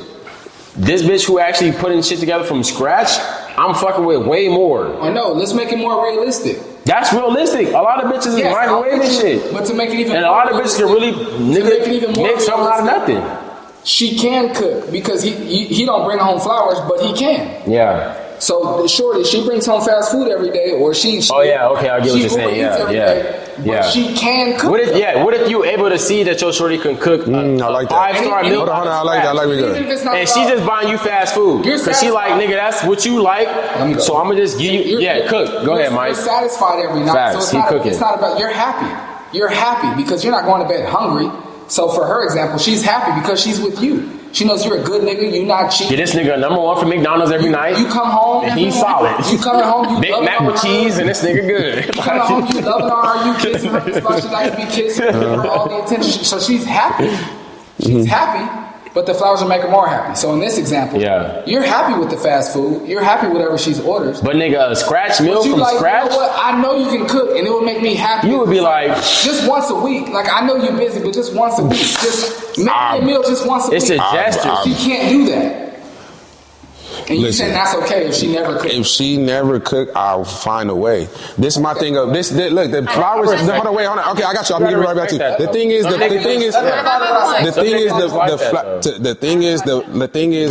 the only thing about the flowers. I'm gonna make it real short. The thing is, it's not a big deal to buy your woman flowers. The only thing is when you're telling me either whatever it is, you're telling me to do something. As an individual, it's like you're telling me to do something for you. That's just that the bottom line, the psychology behind it. It's just something. It's something that I'm just like. You can't put you know what I mean? on me, gang. I'm not gonna do it. I feel what you're saying, gang. You get what I'm saying? It's like when you say it, that's the only thing. I don't give a fuck what it is. I'm not doing it, nigga. Like once you make me feel like it's I'm not. I don't give a fuck what it is, nigga. Once you make me feel like I gotta do it, I'm gonna show you that I don't have to, nigga. And then it's like it's flowers. Like I can't pop up. I understand. But I still do it. I'll still do it though. Nah, I understand what he's saying though, because I'm like that too. Listen, I have a blank question for the three of you. And put that pressure on me. Do you three consider yourselves to be real niggas? men? Yeah, facts. Yeah, I do. Yes. I'm not a real nigga. No, I'm not. I won't consider myself a real nigga. I'm a stand up nigga for real. I stand on what I stand on, and that's it. Okay, so you wouldn't ride on what he says. He calls himself a real one. You guys wouldn't follow that particular title. Not because it's to each his own. Like if he like it, go ahead. Ask what you trying to ask though. Say what you said. You are a real nigga. Yes. Yeah. You think you're that? I'm a stand up nigga. So you're not that. But I'm not. Yes or no? I wouldn't say yes that. Or no? If he said he was a stand up, what he's saying is though because he like we could. If he was a stand up, he could say he was a stand up. Okay, I'm a real nigga. Yeah, I would say I'm a real nigga. Yeah. Are you? Yes. Okay, so if you guys are all going off of that particular statement, but we're not though. We're saying that we are in that same space. Like I'm not. No. I'm not standing on whatever he's standing on. That's what I'm trying to. Whatever he's standing on, I don't stand on. What I'm saying is, I stand on what I stand on. Like he stands on what he stands on. That is my question. Like, he is who he is. I am who I am. Listen to my question. This is my real premise. The way that he is stating that he is a real one. Based on the way he's saying it, are you a real one as well? Yeah. Exactly the way he says it. Yes. Exactly the way he says it. Not exactly the way he says it, no. Exactly the way he says it. But you can't say that though. That's what I'm asking. Oh no, then no. Then no, okay. If that's what you're asking, then no. That's what I'm asking. And for you? I'd say no, based on what you said. Okay, so that is what exactly my point is. But that's based on what you're asking. No. Listen to my point, right?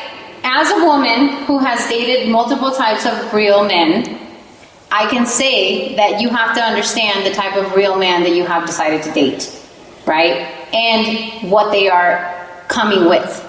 You have decided to be the type of real man that comes with this particular boundary, let's call it. Which is you cannot tell me what to do. You need to be who you are, and I will present to that person what I feel is worthy of that person. Would you say that's fair? No.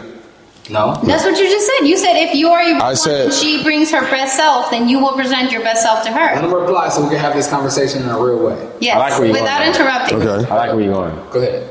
To your point. Yes. Say one more time. Okay, so you said that you are a real man who now wants a real woman to bring her best self, and then you will present a better self to that person. My thing is, like, hands up. Like, I don't expect you to do anything for me.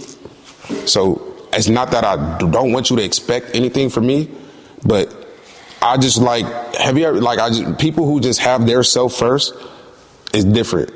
And that's pretty much how I want to live. Like, obviously I want to do everything for you. That's not saying I don't want to. So don't get that twisted. I'm not over here saying I don't want to buy flowers. I don't want to do the little cute shit for you. But say, for instance, if I don't, now you're mad. Do you love yourself? That's everywhere I go. Like, do you go out and buy yourself flowers? Do you go out and buy yourself your favorite candy? Do you think about yourself in the morning? Do you like yourself? And get what I'm trying to say? That's my only thing. So hold on, we go back to you. Yes. The only thing is when you start to go down that path of like, this man has to do X, Y, and Z for me to feel this way. Then it's like, I think it's more like a preferred. No, because when when that man don't do it, now their emotions is and that's why I feel like they go wrong. Yeah, that's what I'm saying, and that's the only thing. No, so listen. So now if you tell me, answer each one of you. I'm going to answer each one of you. So now if you tell me, this is just real shit. Like if you tell me, hey, I want X, Y, Z, and I'm just like, all right, it doesn't happen. Now your world is like turned upside down because but I'm saying no, because some people just don't get it. Because like the thing is, hold on. Because when that happens, right now it's like that. Now when I see that, it's like, why am I in charge of that? Because like with me personally, like you said, if a woman cooks and she doesn't cook, I'm gonna sit there and be like, fuck, I'm fucking hungry and get attitude. No, I'm be like, you didn't cook. I'm responsible for that. So I'm going to do that. I still like you as a person because of what you do. I like the way you look. I like your energy. I like those things. Those is what I'm attracted to. Now, like, don't get it twisted. I'll buy flowers. I'll do all that shit. My thing is, of course, I'll do all that. The thing is, like, I just think the thing I stand on is being responsible for your emotions. Is that not how everybody feels? You don't think individually? So hold on, wait, hold on. No, Deion, let me get. So you're saying like, if your emotions are fucked up, it's his fault? No.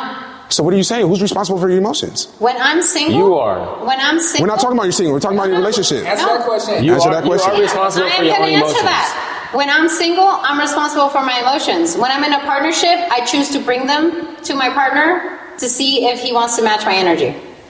So if he doesn't, now you're fucked up? Because when I'm single, I buy my own flowers, I buy my own chocolate, I take myself to dinner, I take myself on dates, I do everything that I do. You buy your own flowers when you're single? I do, because I love having flowers in my house. I get that, that's fine. So you're saying when... I love having flowers. Why the fuck you buy your own flowers? When you're single. Because I like flowers. Yeah, when you're single. I like coming in my house and having fresh flowers. That's fine, that's nothing wrong. So if I'm not dating somebody, then I want flowers in my house. But I get the point... Damn, some tulips. No, listen. What I'm trying to explain to the world, and mostly women out here, is the three different perspectives of real men that we have here.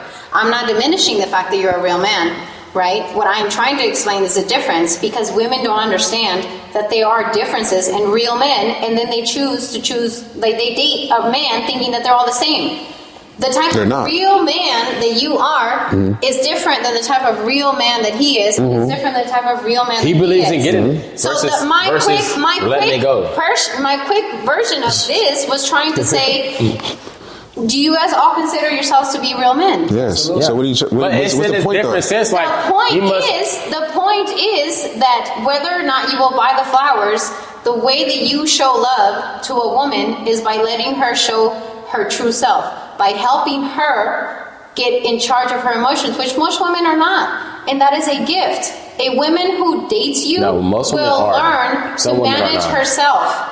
Most women right? Like that is the gift that you bring to a woman, is that you will teach her to manage herself, and then you two could be a power couple by managing your no. Okay, no. See, being happy together. that's not. Don't get that twisted. My thing is, I get that. No, that's that's the thing. It's like when I make points, and I notice when I have conversations with people, when I make points, I always like get perceived as the harsher way. My thing is but the thing is the thing is, I don't want you to feel like you got to go through certain shit alone. That's not that. That is literally the point you made. No, it's not. The thing is, there's things that are. See, that's the thing. It gets so deeper than that, because it's like it's so many things that are minimal, and it's when you go through life differently. Everybody goes through life differently. Sure. Period. Right? We all have struggles. Some people never, like I said, some people never have to really thug through life and have to go through certain shit. Yeah. So my perspective on life is different. Like like I said, if I think we're friends and he doesn't invite me out this weekend, I'm not gonna fucking hang my head down or anything. Or if I don't got no $2 in my pocket, I'm not gonna think that life is over with. Shit like that. Like my perspective is different. So my thing is, like, with certain shit that you might want to hang your head down, I'm not gonna think it's too serious. Okay. You feel what I'm saying? So if I come home one day and I didn't bring flowers and that upsets you and that was a fucking problem. See, that's different. That's the thing. Than like if I don't bring you flowers, you get what I'm saying? Because I feel like a lot of times what he's saying is going over your head, because like he's saying like it's a problem versus it being like. What if she had a really hard day and she expected you to know that? That's what I'm saying, and that's why I agree with you. To your point, that's her problem. If you're having a bad day, right, and you expect for me to bring flowers home that day, but that's this is what I'm saying. This is what I'm saying. That's what he's saying. He's saying like you're mad at the fact that I didn't bring. Now it's a problem. That's what you're mad that I didn't do this. It's like that's what it upsets you that I didn't do this. You should be grateful at whatever I do, because you should not be like you should not. It's never a problem not to be. You should not feel like I'm like. I hear what you're saying. You should not feel like a way about me not doing something. No, because it's never a problem for me to do it. You should it's the fact that you feel a way that I didn't do it. That I showed, and that has nothing to do with your real life. The different perspective between you two real men and this real man. If he Deion agreed with me initially. You can speak on this point. As far as what? Hold on. Let me. Hold on. I would though. That's what I'm saying. Hold on. Yeah. That's what's it. Speaking on the fact that you are all real men. That's what I do. The difference between that's only because I be home at like 3 in the morning. The point that you nigga come home at 3 in the morning, I come home with something, nigga. You gotta come home with something. A chocolate, some flowers. Yeah, stop it. Go ahead. Okay, the difference. All right, let me stop. The difference between this real man and this real man, as far as I know, only because I'm closer to him, right? We've only just started our friendship. Mm-hmm. The way that you express your realness and the way that he expresses realness are different. If he perceives the woman that he's dating to be going to a hard date, he will make the effort to bring the flowers or bring the thing to brighten her day. And it would not be a thought in her mind to be like, oh, I'm having a hard day, he didn't bring me anything, because he would. Yeah. If your woman is having a hard day and you choose to ignore it because you also had a hard day, then that's when the thought comes like, dang, he didn't care that I was having a hard day. And she had an issue with you not, and she has an issue with you not acknowledging the fact that she had a hard day and you didn't do nothing, that she had a hard. She need to be gone, nigga. That's not so shorty game. Like, she need to get the fuck. She need to be out of there, type shit. She need to be. And listen, hold on, Deion. Listen. That has happened. Listen, Deion. That has happened. No, wait, Zoe. Listen, that has happened. And like you said, I've definitely. That's not going on. No, look, what happens though? They come back. I was tripping. You right? It's not that big of a deal. That's true. Every fucking time, my nigga. Every time, it's not that big of a deal. Yeah, low key. It's not that big of a deal because it's not. Did you lose an eye? Did you lose money? Did something, sickness, death, nothing? No, stop. It's not that big of a deal. You tripping off of something that didn't have nothing to trip off of. You see the point point. And that's the only point. But it's still principle too. I get the point you're trying to portray. Yeah. That's fine. That's how he It's is. still principle That's type shit. like my homie. No, hold on, wait, no. My homie, my boy. Different ways to Yes, love. because my And boy, you guys are all real men. my boy, you know Romario? Yeah. Romario, I name dropped him. But my boy is a real dude. Like he's one of those dudes that if you could blurp it because I don't want to. You know what I'm saying? Yeah. He's one of the he's one of those niggas. He's one of those niggas that like he goes on 5-star dates. Yeah. That's him though. Yeah. And I used to get him like, bro, why are you taking that girl on a 5-star date? No, That's just me, bro. I do it. I don't care. And she flukes you next weekend. Then what? Hey, bro, it's just me. That's what I do. That's fine. Now the thing is, like I said, don't get it twisted. Buying flowers is never a problem. That should never be a problem. Yeah. Like what we agreed on is the issue that if I don't, then it's a problem. Yeah, that's when I. Now it's like, huh? Like if I don't feel like it's a problem. I'm not doing that game. Like that's the thing. You feel like you're in tune with. Especially if I never proposed to you, or I was that type of nigga. Like, yeah, then that's when I feel like you trying to make me be like this other niggas. Like, yes, you're trying to make me be like you trying other to make me be niggas. like these other niggas that treated you. That's doing that. Like, no, we not doing that game. I agree with that. That's my whole point. That is my entire point. But you gotta understand. But you gotta understand No, what niggas literally, like. my entire point is what you just said. I'm trying to explain to women that you should not put the weight of another man onto the man that you're currently dating. My point is, But they do that. There are three of you. There are three of you who all portray yourselves to be real men, and I completely agree. You guys all are truly honest. You explain how you treat women. You are real when you are in those relationships. So when these women choose to date you, they need to date you. Yeah. Not whoever image they have of whatever they should be. But most women do that, is though. who you. But the only reason I'm speaking on And that's camera where they about fucked up. this is because they don't. Talk to him, Zach. I like that. That's why I said, do the three of you agree that you are real men? And by explaining the differences between the three of you and how you all handle flowers, I am explaining. When you choose women, if you choose to date any of these three men, which I assume only one of them is available, you need to date the dude that you're dating. Like, do not put the weight of a previous relationship or Instagram relationship on the man that you are with. Understand the man that you're with, the expectations that's that when you're you fuck setting up on him first. should be based on what he has given you. Do not put weight that he has not given. Yes. There is a scale on this relationship, and when you put weight on it that he has not put on, the scales are not even, and you are now in a fucked up relationship. And you see how we got to the bottom of that? With that, Go ahead. With that though, you do gotta weigh the op. You do gotta weigh, like, you can't go if a nigga seem like he all in, you can't then go all in as a female. I feel like you at some point you do gotta like have a perspective on like, and that's just the same with niggas. Wait, like, no, say that again. You said if he's all in, she can't be all in. no, because with a nigga, I would give the same advice to a nigga. If you meet a shorty and she green, she all the way green, bro, you can't. That's not a shorty that you like would. You gotta look. You gotta take her for what she is, because she could damn near be green for you and be green for him, be green for him, be green for him. If you just met her for the first night and she's green and she like cross all T's, dot all I's, I would think that is in itself is a red flag. You should then like, because nobody. We're speaking to you in a situation. This is already your girl. If it's already a girl, yes, but I'm speaking of somebody that you getting to know, because that's what I was saying. The situation we're in though, this is already your partner, and you want them to bring flowers. Early on, we're not speaking to that. We're speaking, this is your partner, and you would like for them to bring flowers. My argument to that is, okay, you're not that type of nigga. That's fine. No. I never like. That's the thing. I don't want to get that out of misconstrued. I'm not saying I'm not that type of. He don't want to be that. He don't want to. No, he's not saying that. Okay. Hold on, but he's not saying that he want to be that type of nigga. Even if you aren't that type of nigga, that's fine. But once you like your shorty could not be that type of shorty. But once y'all are building together and you tell her what, I don't even say what you might need, because no shorty needs flowers. But once you tell her what you would like and what things that would make you more happy and what things that you would like to happen in this relationship, she should be reciprocal. She should be reciprocal. I get what you're saying though. No, but I would. I feel like that's where you go wrong. Bottom line, this is the last point. Likewise, a man should. No, this is the last point when it comes to that is literally, it's literally like, okay, I hate to put our person in business. No, it's literally like, okay, when I did it, cool. Like, yeah, I did it because I'm like, damn, this will make her happy, cool. I get what you're saying. But now, to her point, to like, you know what I'm saying, for women, the message is like, yo, bro, when it comes to like, it's like, stop just telling her, like, you know what I mean? Thinking about yourself, like, hey, I want some flowers. Yeah. That's when it's like, it's weird.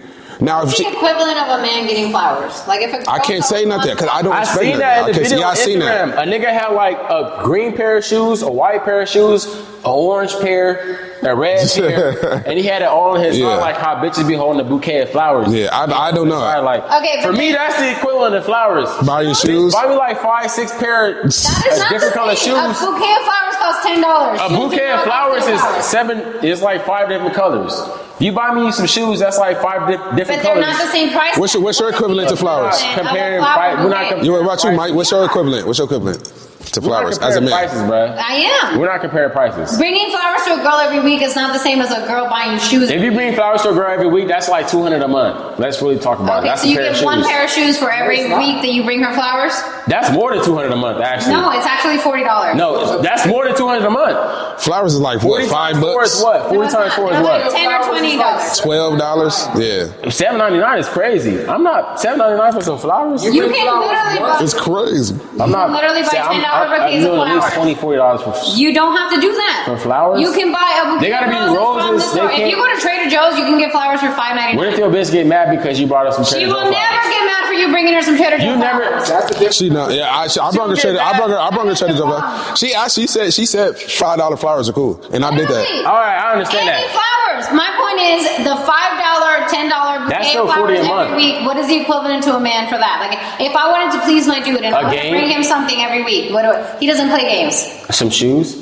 That's not $10. That's shoes every month. What are you talking about? That's not $10. Flowers isn't $10 a month. Yes, they are. A month? No. Okay, $40 a month. That's shoes. $40 a shoes? You That's never shoes. wear a $40 shoe. Shut up. Bro, that's shoes. $40 is shoes. Those are $70. Wait, $40 in shoes. Wait, if we throw in, wait, how about this? How about this? We throw in the flowers. Wait, we throw in the We throw in the flowers and me taking you out to eat once or twice. That's about $100. You can't get no. No, it's just the flowers. I can't get no kicks off that. Just the flowers. If you bring me flowers every week, I want to give you something. What is the equivalent of a flower? Some shoes. That's not $10. What? Some Okay. a shirt, a T-shirt. A t-shirt. You can't buy me a graphic T-shirt that you think is cool. I'm asking. What is No, the that's what I'm equivalent? saying. Yeah, a graphic T-shirt. That A graphic like, T-shirt. that you think is fly as fuck. Like, just give me one. I'm not gonna lie, me. Yeah, I don't know, like. Or some shorts. But I mean, okay, the only fuck, I can't even say that shit. You don't have a set thing. You guys don't have a set thing that you would like to receive, like the way we. That's what I said. Sex. A shirt or some clothes. Sex. Sex is crazy. I feel like a trick if I'm like, I ain't know. I ain't. Nah, like set, like the Buying thing is, but flowers for that's no regular though. You feel me?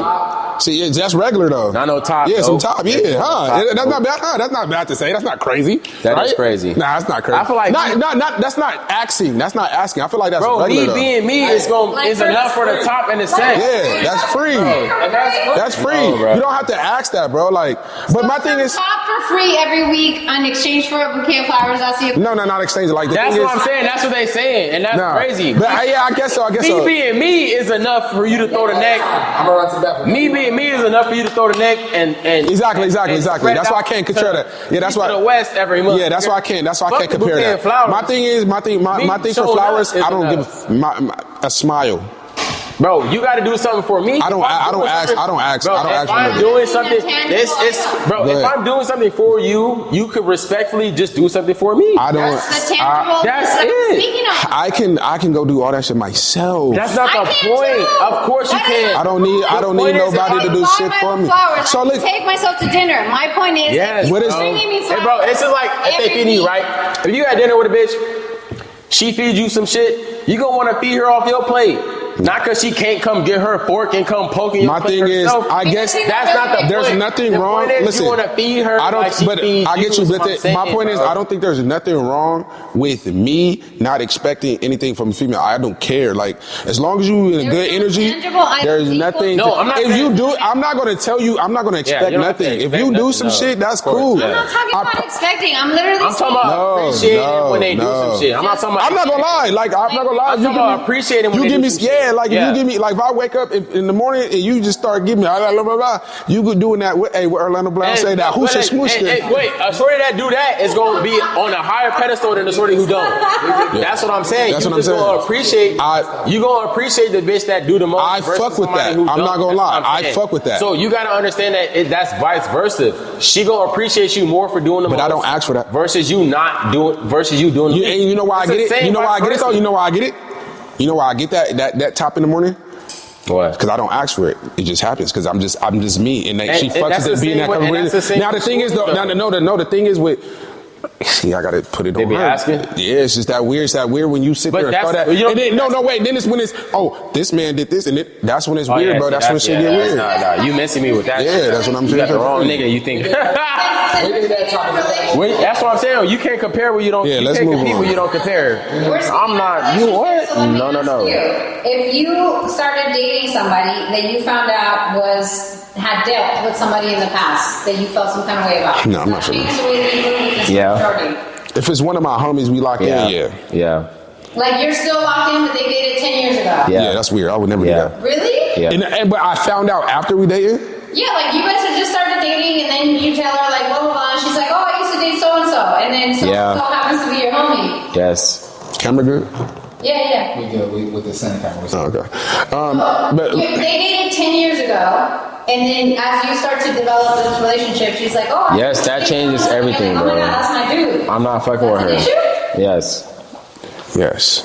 Even though it was a long time ago. It depends who the dude is. I don't give a fuck. It depends who the dude is. No, it matters, bro. It depends who the dude is. It depends. No, it don't matter who the nigga is. Nope. Like if it's a nigga that's always as around, long as I know him, it's bad. If it's a nigga that's always around and I gotta see this dude, yeah. What if it's a nigga you know? If it's a nigga I know, yeah. He not always around. You just know him. I just know him now. He know you. You know him. I know that it's not gonna matter if I don't fuck with that nigga. Like I don't like I can see it, but I don't like how like interact with that nigga. Yeah. Fuck, hell no.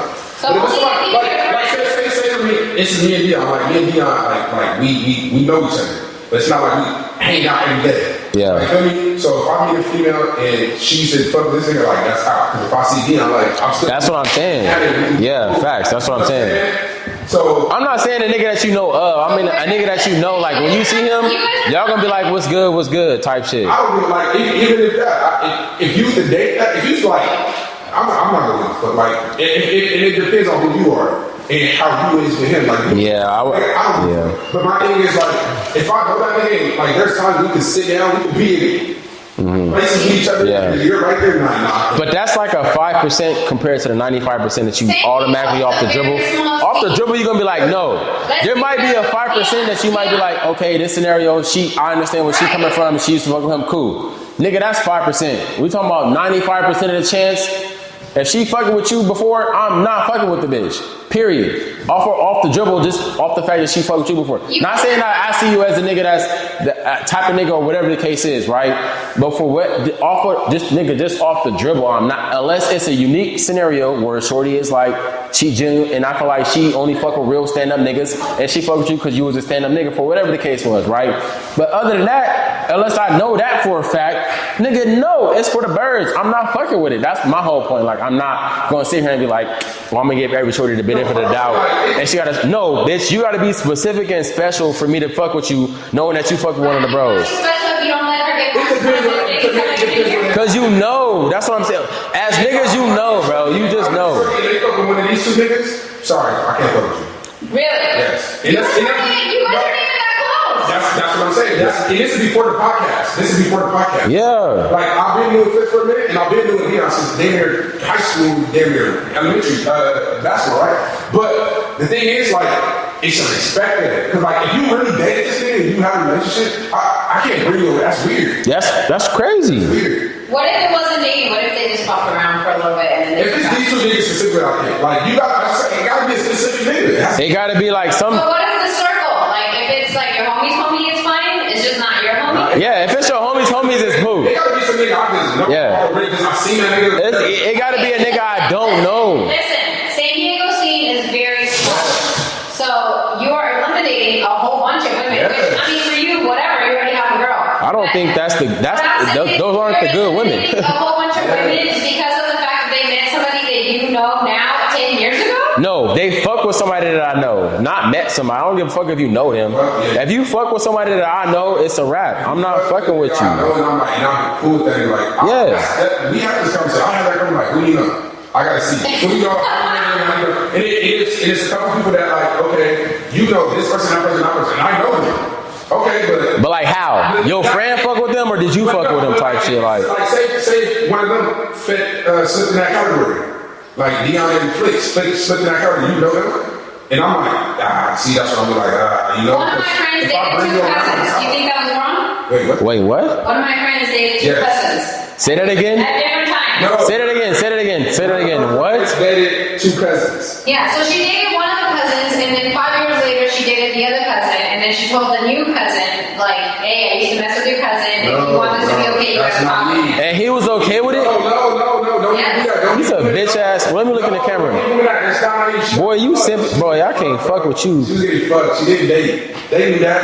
Hey, cuz No, facts. Yeah. Facts. That's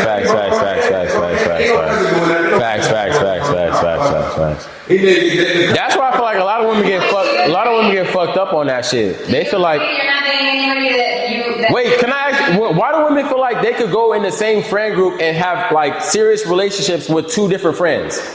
Like that never. Why do you feel like women can have a serious relationship with niggas who are friends? I will speak on that, and I actually do not do that. I only date one friend per group because I do not like men comparing notes on like, oh yeah, she does like this, blah. Yeah. So I don't do that, but I know plenty of women who do, and most women do because the pool of men is very small. The pool of good men in San Diego is very small. And that goes back to what I was saying with Dewan, right? What I was saying, like, when niggas fuck with each other and it's a group of niggas that really fuck, bitches gonna flock. They gonna wanna fuck with the whole group because they like, damn, these niggas is just, they just them niggas. Like, they just see niggas. Bro, Mike, am I not, is what I'm saying not cap? Bro, is what I'm saying not coming to fruition? When it's a group of niggas that look good and fuck with each other, they gonna flock every time, bro. They gonna flock every time, bro. And if that woman allows herself to get ran, she's for the exactly. That's on her. She get ran. If a girl could, like, say That's crazy. us three receiver, right? That's crazy. Say us three receiver, Mike hit, Deion hits, she got ran fast. She got ran. Even though there's a 10-year gap between the two of them? No, she got ran. She still got ran? Yeah. What do you mean 10-year gap? 10 years. She made 10 years. Wait, a 10-year gap is crazy. Niggas ain't funny. I gotta paint you a picture of 10 years. I said she. But that's dramatic, bro. 10 years is dramatic. I'm not the same nigga. I'm not gonna be the same nigga. Wait, you think I'm gonna be the same nigga when I'm 41? I'm saying like we're still in communication. Yes. Me and the dude still in communication. But Yes. she fucked with him 10 years ago. Yes. That's rare. So That's not common. If she dated Deion 10 years ago, and then she did. You gotta stop saying 10 years. Say 10 months. 10 months ago. 10 months ago. I'm speaking on personal experience. But that's rare. That's rare. I'm getting ran on? No. That's rare. No, you're not getting ran on. That's rare. That's what I'm asking. That's rare though. That's not. We're not talking about. We're talking about at least a year or two. I did get ran. But 10 years is crazy. If a nigga still talking about. No, wait. I'm not saying. Wait, you probably got. I'm not talking about it. It just happened to be that. Nah, you probably got. And I see that his friends When I put this question, You probably got talked about though, for real. They talked about you. I was more so speaking to it as like, you start rocking with a shorty, and you like, I like her. I'm thinking about, I want to be with her, and then you find out that she let some nigga that you deem to be some ugly, dirty nigga with no swag. She gave him some action. Like I'm not fucking with her. It's a wrap. I'm not fucking with her, bro. It's over with. It's like, I liked you, but you gave this. I'm not fucking with her. Nigga some play. I might still fuck on her, but as far as like take the bitch serious and like really be like, nah, it's over with. I'm not even finna do that. Bro, with a nigga that, bro. If she's on that though, if she fuck with a nigga, let me put a San Diego nigga in perspective for you. Before you go, you said she gotta be on that with you. What do you mean? So like if I met you, if I met a female, and I'm like, you fuck with this nigga? Yeah. Like, and she wanna fuck with you tough. And she gotta be on that. And she wanna fuck with you real tough. Yeah, she wanna fuck with you real tough. And it's gonna be time. Yeah. It's gonna be time. Yeah. What if you found out after you like her? But fuck after you like her. You find out before you like her that she fuck with Some a niggas ask these questions. J-Man, bro, if you find out she fuck with a L7, the most squarest nigga you could possibly think of, corniest, it could be a nigga that you think is like a goofy. Yeah. She fuck with bro. You gonna give her that? If she wanna fuck with you for real. It takes time. Like I gotta like this is the thing. I'm different. Listen, this is the thing. If I find that out, like I'm gonna play this role right here. I'm gonna be on you, take you out of that. I'm gonna play this role. Yeah. And you gotta show me like you different now. No, facts. Now you gotta show me not on no square shit. Yeah, facts. You gotta show me you different. Now, because then I start thinking like, okay, who you hanging out with over the time? What you doing? Yeah. What you involving yourself in? So you gonna entertain it though? Yeah, I might. You look good, yes, for sure. I'm gonna entertain anything, but like as far as take shit serious, nah, I'm not. I always entertain until I know. Yeah, for you to show me like, yeah. Be outside, I would say that, yeah. I'm entertained, like I'll never be off rip. Yeah. I might know that, but it takes a while to like. Okay. And that shit could be misinterpreted as motherfuckers thinking like you don't like him or you playing with him. But it's really like, nigga, I'm giving you a chance. I'm entertaining it because I'm really giving you a chance to like prove me wrong or right. Let me know what I'm saying is wrong or right, bitch. I think you this, but nigga, show me that I'm not, that I'm wrong or I'm right. You know what I'm saying? But like, if you show me that I'm right, then cool. I was right all along, bitch. Let me stand on what I'm standing on. But but it's like, yeah, show me that I'm wrong or I'm right. Nah, for real. Let me know that what I'm saying is, because I think what I think, so you nigga take me off this high horse or not. But you know what I'm saying? Like, yeah, so I get what you're saying. Because I be on that too, for real. I get them up, but a lot of motherfuckers, that'll go over their head and them thinking like you got a perspective of them already, when it's like, nah, nigga, this is just how I feel. You could just tell me if I'm right or if I'm wrong. Show me if I'm right or if I'm wrong. Like, type shit, yeah. Let me present I get what you're saying, though. This, and we will move on after this. You guys always have such strict rules, and like, to be fair, you are in a relationship. You are not currently, right? You can't put that in the hair, bro. I got, you know what I'm saying? I'm trying to help you. I got shorties that I like, I care about, I love. I didn't say that, but you're not in a relationship officially, yes? Okay, let's move on. Right. So, the question here is... So I'm saying, she's trying to go crazy. You can bleep this out of this drama. The point of the question is, you guys act like you wouldn't give a shorty no time to prove herself. Like, you did say, like, prove to me that you're wrong. But to be real, the way that this question presented to itself in my life is I was dating a man for a few months, and then it came up, like, he told me a story, and then I was like, oh, I know a boy. And then he was like, how do you know a boy? And I was like, oh, I know a boy, right? It came out months later. At this point, we have a full thing going on, and it never came up because it was a short stint of whatever. I'm the type of nigga like, I'm really gonna make her I'm fun? skating. What I'm 50 something saying out of is, there. every time you start dating someone, do you make them run the whole list down of everybody they fuck with? No, I don't. You're going to give me a generic list. Yes. But that's if I like you, I fuck with you. If I like you, I fuck with you. You gonna get a generic list, yeah, facts.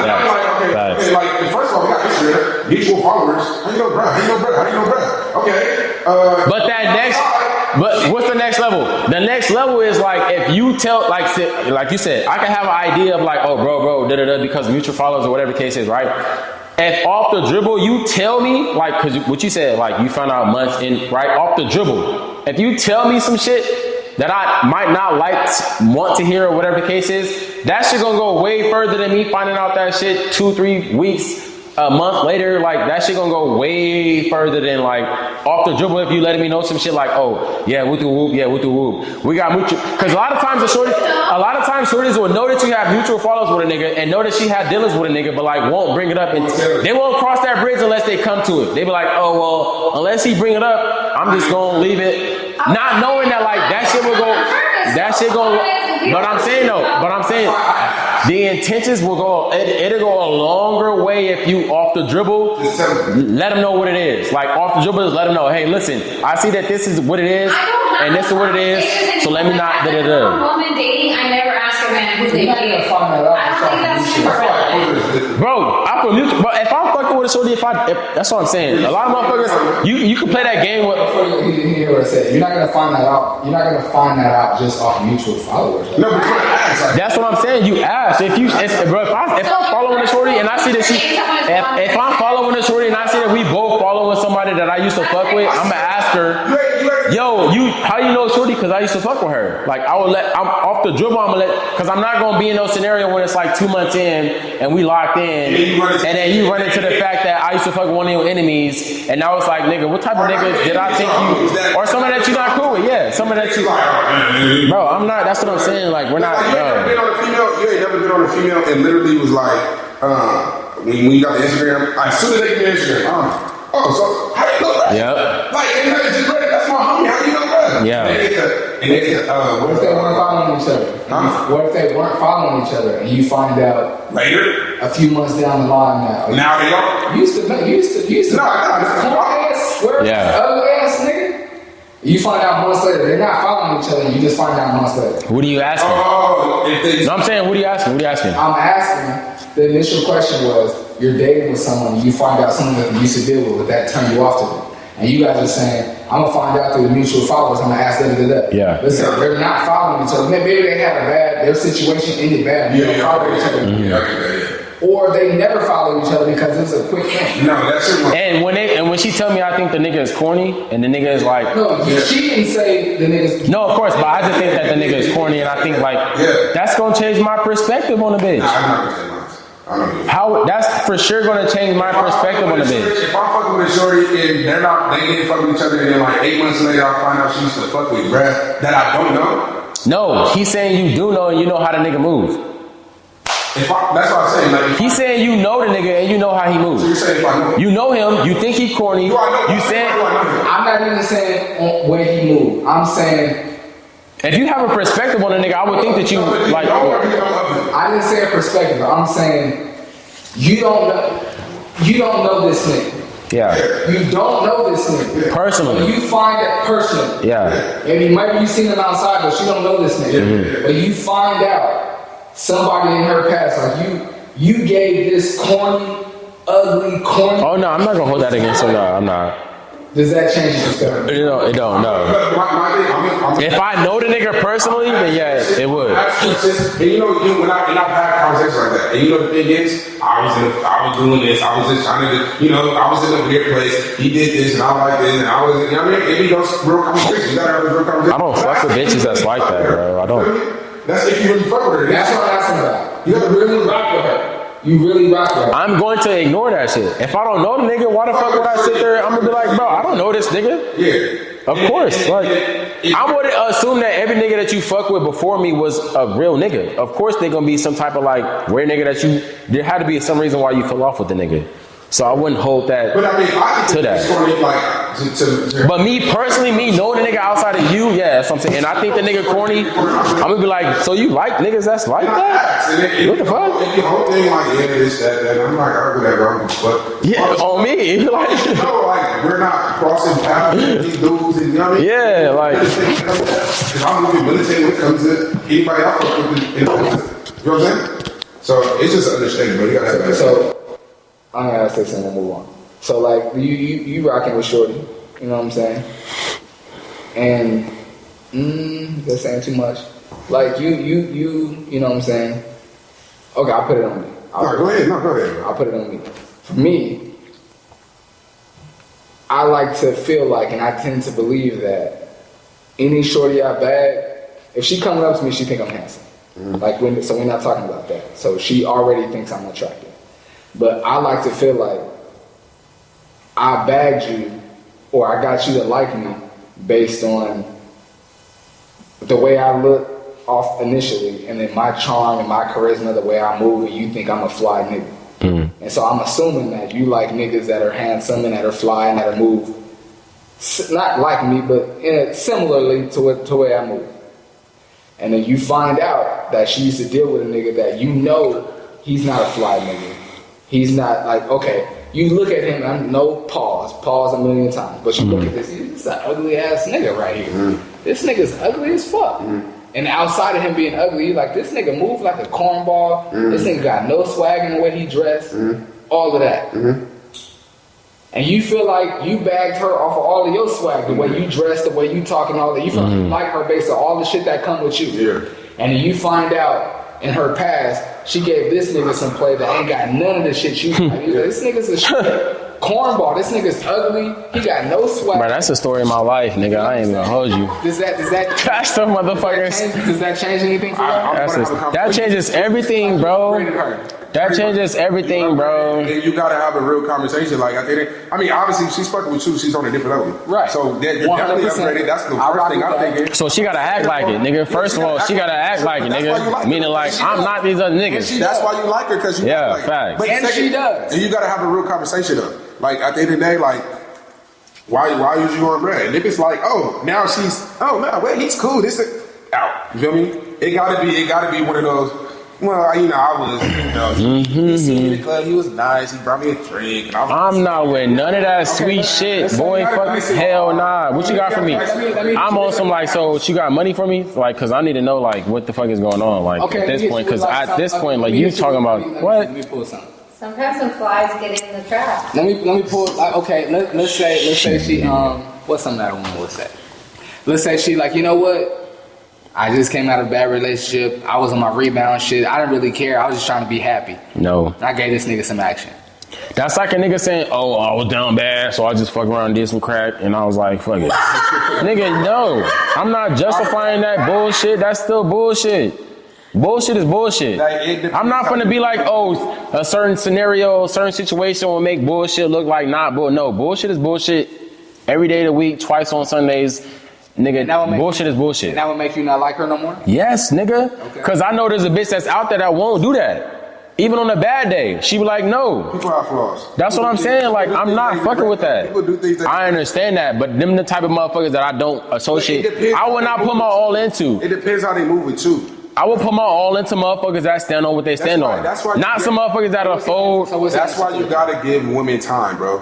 That's why you gotta give women time. Especially if you meet a female and she's on that, you gotta give women time. Like if you like her, she's on that with you. Mean like changing the hoe into a housewife? No. I mean, what are you talking about? On that type of time? I'm not on that type of time ever. No. You can't do that. No, wait, listen, I'm gonna tell you. If you meet a female and she's on some type of time, ho, and ho. Doesn't matter what type she on some hoe shit. Let's say hoe. We comparing hoes to housewives. She on some hoe shit. Or she on some corny shit where she's just fucking like okay, yeah, corny lame shit. Yeah. Not. I didn't even mean to point your way when I said that. That was crazy. That's not what I meant. That's not what I meant, bro. Yeah, bro. That's not what I meant, bro. That's not what I meant. I know I'm not. She just on some corny lame shit. Yeah, she on some corny lame shit. Yeah, she on some corny. That was crazy. I had to catch myself when I did that. On my mama, that's not what I meant. This nigga's a real nigga on my mama. We're not doing that. Yeah, this is my nigga right here. We for sure not doing that. We just on me. We're not doing that. Yeah, facts. Facts. That was crazy. Yeah, I didn't do my nigga like that. That's crazy. Hey, before we keep going, I want to make it clear. I want niggas to be able to get their shit off and argue, be like, nigga, fuck this shit. I want niggas to be able to do that and nobody get in their feelings. No, facts, so, yeah. I was just doing that for the viewers. Like, I ain't point this way because this is my nigga, bro. We not doing that, gang. I know you. No facts. No facts. So far from it. Yeah, if facts. you said it, I'm like, this nigga call me a corny. Facts. I know you don't think I'm a corny. But let me see where you going with it. Exactly. No facts. Exactly. It's for the Facts. With this. I'm never. Okay, but to the point though. Go ahead. If you fuck with a female that's on that type of time, my thing is, if you're attracted to her, right? Yeah. If you're attracted to the way she look, right? Whatever it is, the way she look, you're attracted to something. Mm-hmm. You feel me? You're not gonna automatically be on her. You can see how she moves. No, facts, when she's with you. Yeah. You ain't never fucked with her. You ain't never fucked with a female that been on that, but then when she with you, she's like, oh wait, hold on. Like I gotta change the way I'm moving. I don't like that.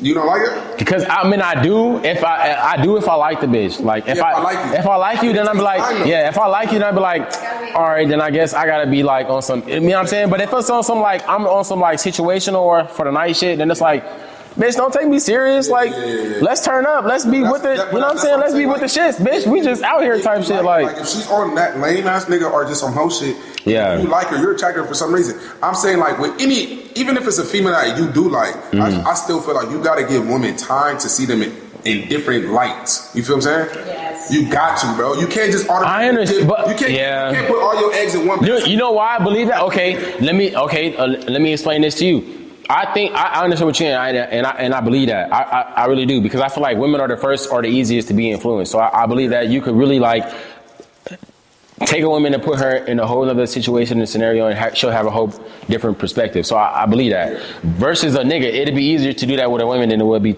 for a nigga. But in me saying that, I also believe that like, will you meet him? Like, you ever heard the saying like, how you get him is how you lose him? Yeah. I believe that. Yeah. I think like, so if you get a shorty that's in the fast lane type shit, you gonna lose her to some fast lane type shit. Like, you gonna fuck around and be like, you gonna meet her on some fast lane shit, you gonna fuck with her, and you're gonna be like, okay, well, I'm trying to settle down and be more on some like slow lane, let's look forward to where the fuck we trying to get to type shit. But she just on some fast lane shit, cause that's, you know what I'm saying? So so that's the only reason why I'm so like hard nosed on like, where I meet you is where I'm finna leave you type shit. So it's like, if I meet you and you on some like, you trying to build, you trying to be a better version of yourself type shit, I could fuck with you. But if you on some like, I need help getting to where, or like, I need some type of like, I'm where I'm at now, but I want to get there. Then it's like, okay, well, nigga, holla at me when you get there type shit. But like, in the meantime, like, we just gonna be doing whatever we need to be doing type shit. Cause like, for us to be like, having expectations or having this like, you know what I'm saying? Like, I feel like that'd be like shooting ourselves in the foot when it's like, we should just be like playing the book. We should just be doing the shit. We should be playing the field on how it's coming type shit. And I feel like if you're not there and she not there, then y'all should act like y'all ain't there. Y'all shouldn't be acting like y'all there when y'all not there type shit. So that's how I feel it. So it's like. So let's wrap up this night with a quick little question, and this doesn't have to be a long conversation. We gotta get to we gonna get to the free game too. Oh, do you want to just? Oh yeah, facts. Yeah, we gotta get to that too. You want to just do that because it's 11:30. Oh yeah, we can get that. I didn't know it was 11:30. It's 11:30. Yeah. All right, yeah, we can get straight to that. So then intro the Deion. Do you want to check the chair one more time before we do the game with the Deion? Is my chair right? No, he lost the bait somewhere in the chair. It's 11:30, bro. We be in this motherfucker. What did you do with the bait? Mad late. He literally lost it. That's crazy. I ain't do nothing but go to the bathroom. Okay, well, free game, Don. Introduce him and then go ahead and give us your free game. What's it gonna call it? Crossing T's and dotting I's. Perseverance. Oh, we can do that too. Crossing T's. We cross the T's and not the I's. The Don.